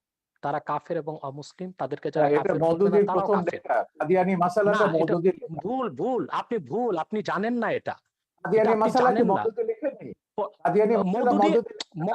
আমি বলছি, প্রথম কাদিয়ানীদের বিরুদ্ধে আন্দোলনের ডাক দিয়েছেন আল্লামা ইউসুফ বিন নুরি রহমতুল্লাহ, কারাচি ইউসুফ বিন নূর মাদ্রাসার যিনি মুহতামিম ছিলেন। আন্দোলনে পুরোধা নেতৃত্ব দিয়েছেন আমার ওস্তাদ মোহতারাম আল্লামা তাকি উসমানী এবং মুফতি শফি রহমতুল্লাহ। সাথে আন্দোলনে যোগ দিয়েছিল আবুল আলা মওদুদি এবং তার লোকজন। বরং পাকিস্তানের সকল ঘরানার মুসলিমরাই কাদিয়ানী বিরোধী আন্দোলনে অংশগ্রহণ করেছিল। দ্বিতীয় যে এবং ওই কথাটি, মামলায় কিন্তু আমি মওদুদির মৃত্যুদণ্ড হয়েছিল, আর কারো না, মওদুদির মৃত্যুদণ্ড হয়েছিল ওই মামলাতে, যেটা সৌদি সেটা বাদশার অনুরোধে প্রত্যাহার করা। সেটা সেটা সেটা মৃত্যুদণ্ড কার হলো সেটা হয়তোবা পাকিস্তান সরকারের রাজনৈতিক কোনো প্রতিহিংসা ছিল মওদুদির উপর, সেজন্য মওদুদিকে মামলা দেবার চেষ্টা করেছে। আর যেহেতু অন্যান্য নেতৃবৃন্দ রাজনীতিতে জড়িত ছিলেন না, তাদেরকে মামলা দেবার সুযোগ হয়নি, এটা একটি কারণ হতে পারে। দ্বিতীয় যে বিষয়টি বললেন, ব্লগারদের বিষয়। ব্লগারদেরকে কারা হত্যা করেছে তাদেরকে আপনারা দায়ী করলেন, কিন্তু ব্লগারদেরকে বাক স্বাধীনতার দোহাই দিয়ে, মুক্ত চিন্তা লালন করার দোহাই দিয়ে ইসলাম এবং ইসলামের মূলনীতির বিরুদ্ধে অকথ্য ভাষায় গালিগালাজ বিষোদগার তারা যে করলো, তখন রাষ্ট্রীয়ভাবে তাদেরকে কেন বাধা দেওয়া হয়নি? যদি তাদেরকে রাষ্ট্রীয়ভাবে বাধা দেওয়া হতো, ধর্মনিরপেক্ষতার যদি একটি সংজ্ঞা এটাও হয় সকল ধর্মের অধিকার রক্ষা করা, তাহলে আপনি ইসলামের অধিকার রক্ষা করবেন না? এটা কেমন ধর্মনিরপেক্ষতা আপনার? আপনার তো উচিত ছিল 57 ধারায় সব ব্লগারদেরকে গ্রেফতার করা হয়েছে। আপনার ব্লগারদেরকে হত্যার আগে কাউকে গ্রেফতার করা হয় নাই। যখন সরকার দেখেছে একটি ব্লগার বাংলাদেশে আর বেঁচে থাকবে না, তখন ব্লগারদের নিরাপত্তার জন্য তাদেরকে গ্রেফতার করা হয়েছে। কিন্তু যদি ব্লাসফেমি আইন বাংলাদেশে থাকতোই, তাহলে তো ব্লগারদের এই সুযোগ হতো না, তাহলে কারো তো হাতে অস্ত্র নেবার প্রয়োজন হতো না।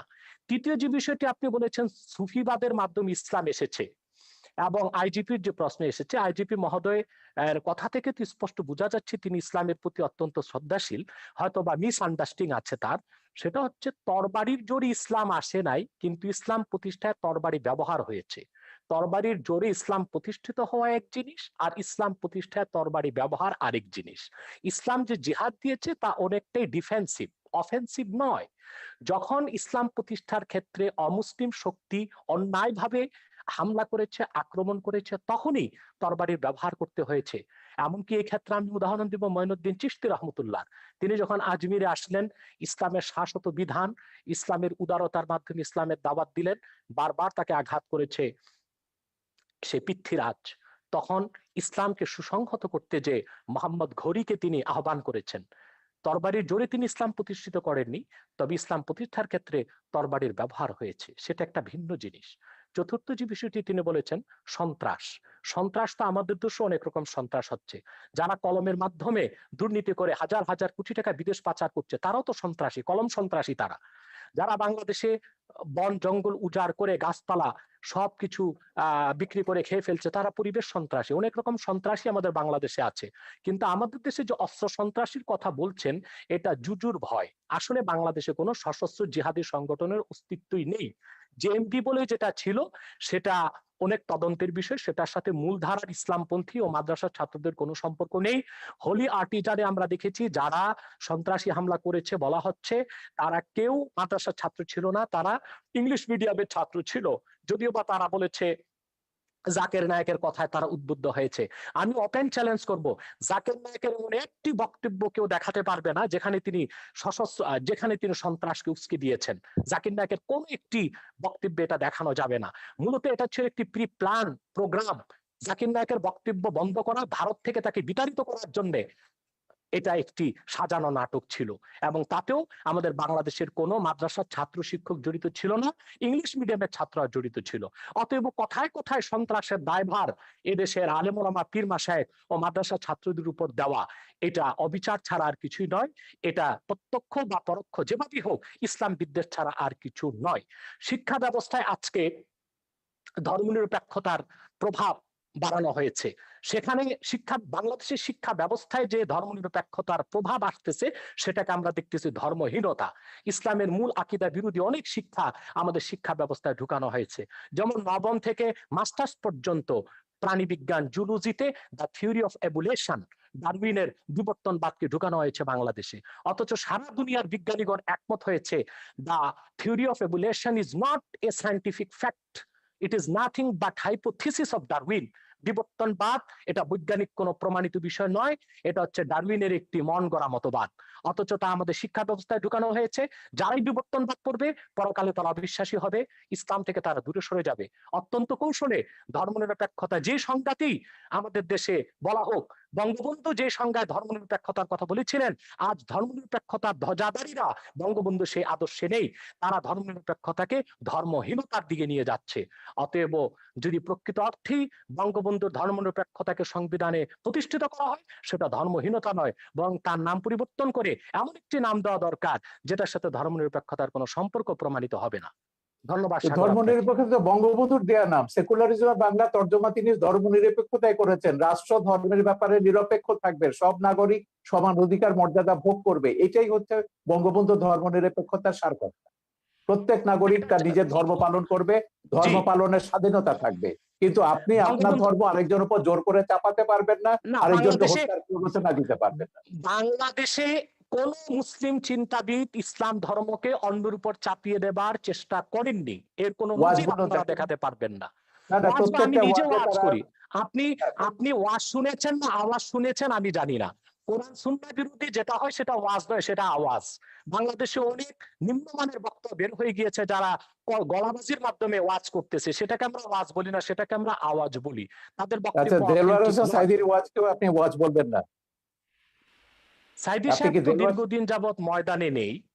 তার উনি তো তার ওয়াজ দীর্ঘদিন যাবৎ কিন্তু ময়দানে নেই। ইউটিউবে আছে, তার বহু ওয়াজ ইউটিউবে আছে, আমার ছবিতেও আছে। বলুন তিনি একজন প্রকৃত ওয়াজকারী কিনা। তিনি বলেছেন যে অন্য ধর্মের মানুষকে হত্যা করতে, তিনি এটা আমি বলেছেন যদি কোন বক্তব্যে? আমি যদি দেখাতে পারি আমি তার এক বক্তব্য আমার শুনেছি, তিনি ছবিতে, আমি আমার আমি ছবিতে নিজে যেটা দেখেছি। আমি জি, আপনাকে বলি, এদের যে ওই যে মুফতি হান্নানের উপর যে ছবিটা বানিয়েছি, যে সাইদির একজন খুব ঘনিষ্ঠ অনুসারী ছিল যখন সে জামাত করতো, সে প্রত্যেকের নাম ধরে বলেছে, শামসুর রহমান থেকে শুরু করে হুমায়ুন আজাদ থেকে শুরু করে তসলিমা। আমি বলে দেখে লেখা পড়েছে, বলে না লেখা পড়েনি, কিন্তু আমাদের হুজুররা বলেছেন এরা ইসলাম বিরোধী, এরা মুরতাদ, এরা কাফের এবং এরা ওয়াজিবুল কাতাল, ওদেরকে যেখানে পাওয়া যাবে সেখানে হত্যা করতে হবে। এটা পড়ছে, এটা জিহাদ ছবিতে আমি দেখেছি। ওয়াজেদ সাইদির বক্তব্য আছে, হান্নানের বক্তব্য আছে, মুফতি হান্নানের বক্তব্য আছে, আপনি দেখে নিন, ইউটিউবে পাবেন। আমার মনে হয় জালাল হোসেন সাইদি সাহেব এতটা পাতলা কথা বলার লোক নয়, যদিও বা আমি তার অনেক বক্তব্য শুনিনি। তবে আমি তার একটি বক্তব্য দেখেছি, তিনি যখন বা ধর্ম মন্ত্রণালয়ের স্থায়ী কমিটির সদস্য ছিলেন, তিনি হিন্দুদের পূজা মণ্ডপে গিয়েছেন এবং তাদেরকে নিরাপত্তার ব্যবস্থা করেছেন, সেটাও তো প্রমাণ রয়েছে। তা আপনি এবং কিভাবে 71 বলবেন যে সালে তিনি হিন্দুদের কি করেছেন সেটা ট্রাইব্যুনালে প্রমাণ হয়েছে। 71 সালে তিনি হিন্দুদের উপর কি করে জোর করে কাকে মুসলমান বানিয়েছেন, কাকে পাকিস্তানিদের ধরিয়ে দিয়েছেন, ও সাক্ষীরা তো ট্রাইব্যুনালে এগুলো প্রমাণ করেছে। সেটা তো ট্রাইব্যুনালের বিষয়। কিন্তু দেলোয়ার হোসেন সাইদি সাহেব মানি ওয়াজ নয়, আর দেলোয়ার হোসেন সাইদি সাহেব মানি এদেশের আলেম ওলামা নয়।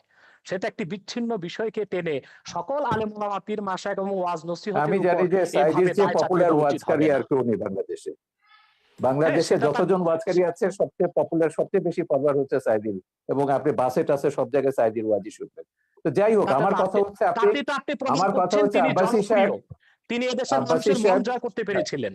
ঠিক আছে আব্বাসী সাহেব, আমার কথা হচ্ছে, আপনি আগেও বলেছেন আমি ইসলাম বা কোনো ধর্মের বিরুদ্ধে নয়, আপনি শান্তিপূর্ণভাবে ওয়াজ করুন, ইসলামে আহ্বান করুন, কিন্তু সন্ত্রাস, হানাহানি, একে মারো, ওকে ধরো, ওকে জবাই করো, এগুলো, এই হুমকি, রাষ্ট্রকে ইসে করতে হবে, এটা করতে হবে, জেহাদ করতে হবে, এই জেহাদ মানে তো এই যে উগ্রতা। এবং এই উগ্রতার কারণে আপনি কিন্তু ওই যে ইরাকের কথা বলেছেন, আপনি কোথায় ছিলেন আমি জানি না, ইরাকে যখন রাত্রেবেলায় আমেরিকা আক্রমণ করলো, আমরা পরের দিন বিশাল মিছিল বার করেছিলাম ইরাকে আমেরিকার হামলার বিরুদ্ধে। এখন ইরাকে কি করেছে? ইরাকে তো একটা সেকুলার ইস্যু ছিল, ইরাক ছিল সাদ্দাম হোসেনের, এবং সেই সেকুলার কি ইস্যুর পরে করতো কি হলো, সেজন্য আপনারা ইরাকে, মিছিল করেছেন। ইরাক, হ্যাঁ ইরাক তারপর তো একটা ইসলামিক রাষ্ট্রে পরিণত হলো, এখন তারা জেহাদ করছে। যাই হোক, আমরা আমেরিকার যত জায়গাতে জেহাদিদের, এই যে তালেবান, আল কায়দা, এটা আমার ছবিতেই আছে, আমেরিকা কি করে এদেরকে তৈরি করেছে, জেহাদকে, পলিটিক্যাল ইসলামকে কিভাবে আমেরিকা মদদ দিচ্ছে, এটা আমার ছবিতেই আছে। সোভিয়েত ইউনিয়নকে ধ্বংস করবার জন্য আমেরিকা পলিটিক্যাল ইসলামকে সবুজ বলয় তৈরি করেছে লাল বলয়ের পাশে। এটা আজকে সর্বজন বিদিত সত্য। আমেরিকা এখন তৈরি করে, এখন তারা নিজেরা ফ্রাঙ্কেনস্টাইনের ভয় দেখছে, 9/11-এর মতো ঘটনা করছে। তো আমেরিকাদের বলেছে, জামাত ইসলামীকে তো এখনো তারা মডারেট ইসলামিক পার্টি মনে করে, এখনো জামাত প্রেম তাদের কাটেনি। পরশুদিন আমেরিকার স্টেট ডিপার্টমেন্টের সঙ্গে আমাদের একটা দীর্ঘ ওয়েবিনার হয়েছে। তো আমেরিকা বলুন, আমেরিকার শয়তানিও আমরা জানি, ধর্ম নিয়ে যারাই রাজনীতি করেছে তারাই সংখ্যালঘুদের উপর, মানুষের সমান অধিকার মর্যাদার উপর আঘাত করেছে। এগুলো আমাদের ভুলে যেতে হবে। আমাদের কথা হচ্ছে সমাজে সংখ্যাগরিষ্ঠ থাকবে, সংখ্যালঘিষ্ঠ থাকবে, আস্তিক থাকবে, নাস্তিক থাকবে। আমাদের কি করে আমরা শান্তিতে বাস করব, দেশটাকে এগিয়ে নিয়ে যাব। আপনি ধর্ম প্রচার করুন না, শান্তিপূর্ণভাবে ধর্ম প্রচার করার অধিকার তো সংবিধান আপনাকে দিয়েছে। বঙ্গবন্ধুর ওই যে ধর্ম নিরপেক্ষতার যে ব্যাখ্যাটা দিয়েছেন, সেখানে বলেছে প্রত্যেক ধর্মের মানুষ শান্তিতে তাদের ধর্ম পালন করবে, প্রচার করবার সব রকম স্বাধীনতা দেওয়া হয়েছে। তো কেন একটা ধর্ম আপনাকে জোর করে অন্যের উপর চাপিয়ে দিতে হবে? আপনি দাওয়াত দিন শান্তিপূর্ণভাবে, আমাদের কোনো অসুবিধা নেই। কিন্তু শান্তিতে যখন ধর্ম প্রতিপালন করার কথা তো বহু আগে, 1400 বছর আগে আমাদের মহানবী সাল্লাল্লাহু আলাইহি ওয়াসাল্লামও বলে গেছেন। আমার কাছে বলেছেন, আমি সেটাই বলছি তো, আমি সেটাই বলছি। মহানবী কেন, প্রত্যেক মহাপুরুষরাই বলেছে, কোরআনেও আছে, আল্লাহ প্রত্যেক জাতির জন্য আমাদের দেশে নবী অশান্তিটা পাঠিয়েছেন। আপনি কোথায় দেখেছেন? আমি আমি যদি বলি ওয়ার্ল্ড যখন রাজনীতির সঙ্গে ধর্ম যোগ ওয়ার্ল্ড করবে তখন কনটেক্সটে অশান্তি আসবে। উগ্রবাদের কারণ ওই যে বিরুদ্ধে উনি যেটা বলেন, আব্বাসী বাংলাদেশ সাহেব যেটা অনেক বললেন, অনেক ভালো অবস্থাতে আছে। জি, আমি তো জানি, আমি তো জানি সেটাকে নষ্ট করবার জন্য তো তারা গৃহযুদ্ধের হুমকি দিচ্ছে এখন। বলেছে 2013 সালের চেয়ে ভয়াবহ ঘটনা ঘটবে যদি বাংলাদেশ থেকে এসব ভাস্কর্য ভাঙা না হয়, সরিয়ে না আনা হয়। গৃহযুদ্ধের হুমকিটা কারা দিচ্ছে? কারা দেশটাকে পরাজয়ের প্রতিশোধ দিতে চাইছে 71-এ? তো আপনি 71-এর পরাজয়ের প্রতিশোধ এখন নেবেন বাংলাদেশকে বললে ওমরের আফগানিস্তান বানিয়ে, আর আমরা চুপচাপ বসে বসে দেখবো? সেজন্য আমরা সরকারকে বলেছি, না, সময় এসেছে, কঠোর ব্যবস্থা নিতে হবে। এদেশে ধর্মের নামে কোনো সন্ত্রাস অনুমোদন করা যাবে না, সেটা যে কোনো ধর্মের নামে। জি, জনাব আব্বাস সাহেব। জি, জনাব সাগর সাহেব, উনি যে কথা বলেছেন যে আসলে ওনারা যে ধর্মনিরপেক্ষ এবং অসাম্প্রদায়িক রাষ্ট্র চান, পৃথিবীর পৃথিবীর কোন রাষ্ট্রে সেই কল্পিত ধর্মনিরপেক্ষ রাষ্ট্র বাস্তবে নেই, অসাম্প্রদায়িক রাষ্ট্র নেই। সকল এবং অসাম্প্রদায়িকতা আপনাদের ধর্ম খেলাফত পৃথিবীর এবং কোথাও নেই, আছে, আমি খেলাফত দেখাচ্ছি, কোথাও আমি নেই। দেখাচ্ছি, আমি দেখাচ্ছি, আমি দেখাচ্ছি, খোলাফায়ে আমি রাশিদিনে দেখাচ্ছি, প্রমাণ হয়ে আমি গেছে যে দেখাচ্ছি, 3 জন আমি খলিফাকে আপনারা দেখাচ্ছি। হত্যা করেছে, শেষ করি, 3 জন আমি খলিফাকে আপনার কথা বলার সময় কথা মুসলমানরা বলি নাই, হত্যা করেছে। সেটা আমি বলছি, আমি সেটা বলছি, সেই কল্পিত ধর্মনিরপেক্ষ রাষ্ট্র, কল্পিত অসাম্প্রদায়িক রাষ্ট্র পৃথিবীর কোথাও নেই। যদি ধর্মনিরপেক্ষতা অর্থ এটাই হয় সকল ধর্মের অধিকার রক্ষা, তো বাংলাদেশে ব্লগাররা যখন তখন ইসলাম বিরোধিতা করে, সেটা ইসলামের অধিকারকে ক্ষুণ্ণ করা হয়, তখন ধর্মনিরপেক্ষতা কোথায় থাকে? ব্লগাররা বাক স্বাধীনতার নামে আল্লাহ রসুল মোহাম্মদ সাল্লাহ আলাইহি সাল্লামের আরশচুম্বী মর্যাদার বিরুদ্ধে বক্তব্য দেয়, তখন ধর্মনিরপেক্ষতার কনসেপ্ট কোথায় থাকে? অতএব ধর্মনিরপেক্ষতা যারা বাংলাদেশে করতে চায় তাদের উদ্দেশ্য হচ্ছে ইসলামকে ঠেকানো, এছাড়া আর কিছুই নয়। দ্বিতীয়, তিনি খেলাফত রাষ্ট্রের কথা বলেছেন। খেলাফতের কথা, খেলাফত হচ্ছে কি? খেলাফত হচ্ছে তানফিজু আহকামিল্লাহি আজ্জা ওয়া জাল্লা, ভূপৃষ্ঠে আল্লাহর বিধানকে প্রতিষ্ঠিত করা। আমি বলবো, যদিও আরবে রাজতন্ত্র প্রচলিত আছে, কিন্তু তা সম্পূর্ণ খেলাফত ভিত্তিক চলছে দেশ। সেখানে বেনামাজিকে 25 বেত্রাঘাত করা হচ্ছে, সেখানে যারা চুরি করছে তাদের হস্তকর্তন হচ্ছে, যারা জেনা করছে তাদেরকে সাঙ্গে সার করছে। এটা খেলাফত। যদিও নামে তা মুলুকিয়াত বা রাজতন্ত্র, যদিও সেটা রাজতন্ত্র, কিন্তু সেখানে খেলাফত আছে এবং খেলাফতের সব সুযোগ সুবিধা আরবের লোকজন গ্রহণ করছে। এবং আমরা দেখতে পাচ্ছি, সেখানে আমরা দেখতে পাচ্ছি দাম্মামে, জেদ্দাতে প্রচুর মুসলিম খ্রিস্টান আছে, তাদেরকে আলাদা জায়গায় তাদের ধর্মকর্ম পালনের ব্যবস্থা দেওয়া হয়েছে। একটি খেলাফত রাষ্ট্রের সমস্ত সুযোগ সুবিধা প্রতিষ্ঠিত আছে আমরা দেখতে পাচ্ছি আরবে। অতএব দ্বিতীয় আরেকটি বিষয়, খেলাফতের অনেকগুলো ধারা আছে। পীর মুরিদির মাধ্যমে ইসলামের যে দাওয়াত পৃথিবীতে ছড়ানো হচ্ছে, সেটাও খেলাফতের একটা অংশ। এবং খেলাফতের আরেকটা অংশ হচ্ছে দিনের উপর অটল অবিচল থাকা। অধিকাংশ মুসলমান দিনের উপর অটল অবিচল থেকে জীবনযাপন করছে। রাষ্ট্রীয়ভাবে খেলাফত প্রতিষ্ঠা, সেটা মাত্র 100 বছর যাবৎ পৃথিবীতে নেই। 96 বছর আগে অবসান ঘটেছে। অতি দ্রুত মুসলিম রাষ্ট্রগুলো আবার খেলাফত ব্যবস্থায় ফিরে যাবে। আপনি যে তালেবানের কথা বলেছেন, তালেবান সন্ত্রাসী, সে সন্ত্রাসীদের সাথে যুক্তরাষ্ট্র কাতারে চুক্তিবদ্ধ হয়েছে। এখন তো সে আফগানিস্তান আবার খেলাফতের প্রতি ধাবিত হচ্ছে। পৃথিবীর সুপার পাওয়ার আমেরিকা, অন্যান্য খ্রিস্টান রাষ্ট্রগুলো তা তো থামাতে পারলো না। ব্যর্থতা কি পুঁজিবাদের নয়? পৃথিবীব্যাপী সন্ত্রাসকে উস্কে দিচ্ছে পুঁজিবাদ, আর সেটার একমাত্র উদ্দেশ্য হচ্ছে ইসলামের রাজনৈতিক উত্থানকে ঠেকানো ছাড়া আর কিছু নয়। আর আমি অনুরোধ করব বাংলাদেশের বুদ্ধিজীবী সমাজকে, ইসলামকে বিভিন্ন নামে আপনারা অভিহিত করবেন না। রেডিক্যাল ইসলাম, মডারেট ইসলাম, এই নামগুলো ইসলামের ক্ষেত্রে আপনি প্রযোজ্য তো নয়। বলছেন ইসলাম মওদুদির একটি। আকীদাকে আপনারা ইসলাম বিরোধী মনে করেন, মওদুদির হ্যাঁ, সেজন্য অনুসারীদেরকে সেটাকে আপনি ইসলাম বলবেন মুসলমান। কেন? সেটাকে ইসলাম বলবেন কেন? ইসলাম তো সেটাই ওইটাই তো যেটা আমি আল্লাহ বলছি, দিয়েছেন, আপনি সেটা তো সেটাই। মওদুদিকে, আপনি নাম আপনি দিবেন কেন? আপনি সেটাকে নাম দেওয়া জামাতকে যাবে না। মুসলমান বলবেন না, ইসলাম আপনি ইসলাম জামাতকে ইসলামের মুসলমান বলবেন না, জামাতও আপনাকে মুসলমান মনে করে না। তো এই বিরোধের মীমাংসা রাষ্ট্র কেন নেবে? আপনাদের এই না বিরোধের না মীমাংসায় না আমি কেন যাব? না না, আমি এটা রাষ্ট্র বলছি এখানে না যেতে তাদেরকে পারে না। মুসলমান মনে করি না, এটা বলা হচ্ছে না, কিন্তু তারা যে ইসলামের ব্যাখ্যা দিবে সেটাই ইসলাম, এটা আমি স্বীকার করব না। না না, এটা ইসলাম তো হাফেজি সেটাই হুজুর যেটা থেকে শুরু আল্লাহ করে, দিয়েছেন। ইসলাম হাফেজি তো হুজুর সেটাই থেকে যেটা শুরু আল্লাহ করে দিয়েছেন। 72টা ওলামায়ে কেরাম তারা বলেছেন মওদুদির অনুসারীদের পেছনে নামাজ পড়া হারাম। এগুলো ফতোয়া আমরা দেখেছি, মওদুদির বিরুদ্ধে ফতোয়া দেখেছি, মওদুদির পক্ষেও দেখেছি। এই বিতর্কে রাষ্ট্রকে জড়াবেন না, এটা আলেমরা নিজেরা নিজেদের মধ্যে ফয়সালা করুন। জি। আমরা এই বিতর্কটা রাষ্ট্রের মধ্যে আনতে চাই। আমরা অনুষ্ঠানের প্রায় শেষ প্রান্তে চলে এসেছি, শুধুমাত্র শেষ করতে হবে, আমার যেতে হবে সাগর ভাই। এক সেকেন্ডে 1 শুধুমাত্র ঘন্টার প্রোগ্রাম আপনার। মন্তব্য করবেন জনাব এনায়েতুল্লাহ আব্বাসী, যে ভাস্কর্য বিতর্কে অনেকটাই আপনারা পিছিয়েছেন। অনেকে মনে করছেন আপনাদের হয়তো কিছুটা প্রাপ্তি যোগ হয়েছে। সেক্ষেত্রে এই পিছিয়ে আসাটাকে ধর্ম অনুভূতির মলাটে শুধুই প্রাপ্তি আর স্বার্থের রাজনীতি কিনা? চমৎকার প্রশ্ন করেছেন। আপনার উত্তরটি আমি দিচ্ছি। প্রথমে বলছি যে আমরা আহ, ইসলামের ব্যাখ্যা কোনো ব্যক্তি থেকে নিব না। আমরা ইসলামের ব্যাখ্যা নিব কোরআন থেকে, হাদিস থেকে এবং আইম্মায়ে মুজতাহিদিন থেকে, সালফে সালিহিন থেকে। অন্য কোনো ব্যক্তি বা অন্য কোনো ব্যক্তির কোনো ব্যাখ্যা আমরা যদি কোরআন সুন্নাহ মোতাবেক হয় সেটা গ্রহণ করব, নতুবা সেটা পরিত্যাজ্য। যে কথাটি বলছেন আপনি ভাস্কর্যের ব্যাপারে, যে ভাস্কর্যের ব্যাপারে আমার আন্দোলনটা ছিল অরাজনৈতিক বিরুদ্ধে, আর অনেকে করেছেন রাজনৈতিক ভাবে। পথে ঘাটে অনেকে যারা করেছেন আন্দোলন বলতে কাকে করেছেন, বোঝাচ্ছেন? যে যারা হেফাজতের নেতৃবৃন্দ বা অন্য যারা করেছেন, তারা যেহেতু রাজনৈতিক দল তাদের, সেজন্য তারা রাজনৈতিক ভাবে করেছেন। আর অরাজনৈতিক ভাবে আমরা আমাদের অবস্থান থেকে ভাস্কর্যের ব্যাপারে ইসলামের সুস্পষ্ট ব্যাখ্যা তুলে ধরেছি, যে ভাস্কর্য মিশরে আছে, তুরস্কে আছে, এগুলো কোনো দলিল নয়।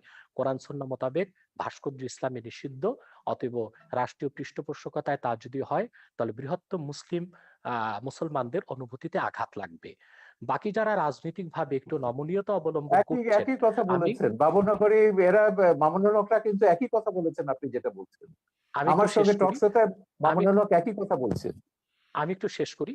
দ্বিতীয়, তারা যারা এখন নমনীয়তার পথ অবলম্বন করেছে, আমি তো তাদেরকে ধন্যবাদ দিব। তারা পরমসহিষ্ণুতাকে প্রকাশ করেছে। অর্থাৎ তারা আসলে ভাঙচুরে বিশ্বাসী নয়, তারা সন্ত্রাস সহিংসতায় বিশ্বাসী নয়। তারা রাজনৈতিক ভাষা, আন্দোলনের ভাষায় সরকারকে মেসেজ দিয়েছে যে দেশের অধিক সংখ্যক মুসলমান ভাস্কর্যকে চায় না, অতএব ভাস্কর্য না করা হোক, এটা মুসলমানদের অনুভূতির প্রতি শ্রদ্ধা দেখানো হোক। আর দ্বিতীয়ত, ভাস্কর্যের বিপক্ষে যারা আন্দোলন করেছে, কথা বলেছে, কেউ পারচেজ করেছে কি না, রাজনৈতিক স্বার্থে করেছে কিনা, সেটা তাদের ব্যক্তিগত বিষয়। সেটার সাথে বৃহত্তর মুসলিম সমাজ ও অরাজনৈতিক আলেম ওলামাদের কোনো সম্পর্ক নেই।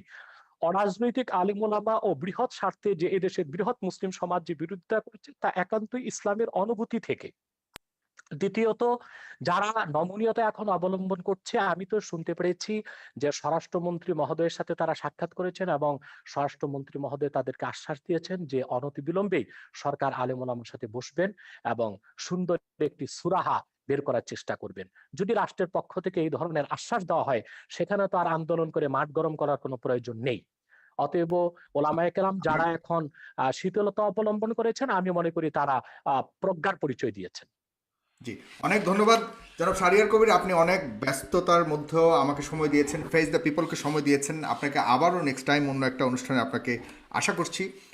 এই বিতর্কের অবসান আমরা সবাই চাই, আপনি যেমনটা চান আমরাও চাই। এই দেশ শান্তির দেশ, এই দেশের 30 লক্ষ শহীদের রক্তের বিনিময়ে অর্জিত এই দেশে আমরা কোনোভাবে কোনো বিভেদ, কোনো আমাদের মতামতের মধ্যে, আমাদের জীবন ধারা পরিচালনার মধ্যে, জীবন ব্যবস্থার মধ্যে কোনো ধরনের বিভক্তি থাকুক, এটা আমরা কখনোই চাই না। আমরা সবাই সমানভাবেই চলতে চাই। তবে কিছু কিছু কনফ্লিক্ট যেগুলি আমাদের মনের মধ্যে আছে, সেগুলি এই ধরনের আলোচনার মাধ্যমে অনেকটাই পরিষ্কার হয়ে যাবে আমি মনে করি। এবং আশা করি আমরা সামনের বঙ্গবন্ধুর, জিয়াউর রহমানের এবং অন্যান্য যারা বড় বড় ব্যক্তিত্বরা যে এই দেশকে স্বাধীন করার জন্য জীবনকে উৎসর্গ করেছেন, তাদের যে চাওয়া ছিল সেটা পরিপূর্ণভাবে সফলতা অর্জন করবে আমি বিশ্বাস করি। তো সুতরাং এই অনুষ্ঠানটিকে আপনারা অবশ্যই নিজেদের টাইমলাইনে শেয়ার করে এবং আমাদের ইউটিউব চ্যানেলটিকে অবশ্যই সাবস্ক্রাইব করে আমাদের অন্য অনুষ্ঠানগুলি দেখার আহ্বান জানিয়ে আজকের এই অনুষ্ঠানটি এখানে শেষ করছি। জনাব ডক্টর এনায়েতুল্লাহ আব্বাসী, আপনাকে অনেক ধন্যবাদ। আপনি অসুস্থ আমি জানি আজকে, তবু আপনি এসছেন, এটা একটা বিশাল প্রাপ্তি আমার জন্য, আমার অনুষ্ঠানের দর্শকদের জন্য অনেক বড় প্রাপ্তি। আপনি অসুস্থতা নিয়েও জনাব শাহরিয়ার কবিরের সাথে বসবেন বলে আপনি এসছেন। এতে হাজারো লাখো লাখো আজকের মানুষ যারা দেখেছে, তারা অনেক আপনার প্রতি অনেক কৃতজ্ঞতা আমার পক্ষ থেকে, তাদের পক্ষ থেকে আমি জানাচ্ছি আপনার প্রতি কৃতজ্ঞতা। ধন্যবাদ, ভালো থাকবেন। জনাব শাহরিয়ার কবির ভালো থাকবেন, সুস্থ থাকবেন। ডক্টর এনায়েতুল্লাহ আব্বাসী সুস্থ থাকবেন। খুদা হাফেজ। ধন্যবাদ।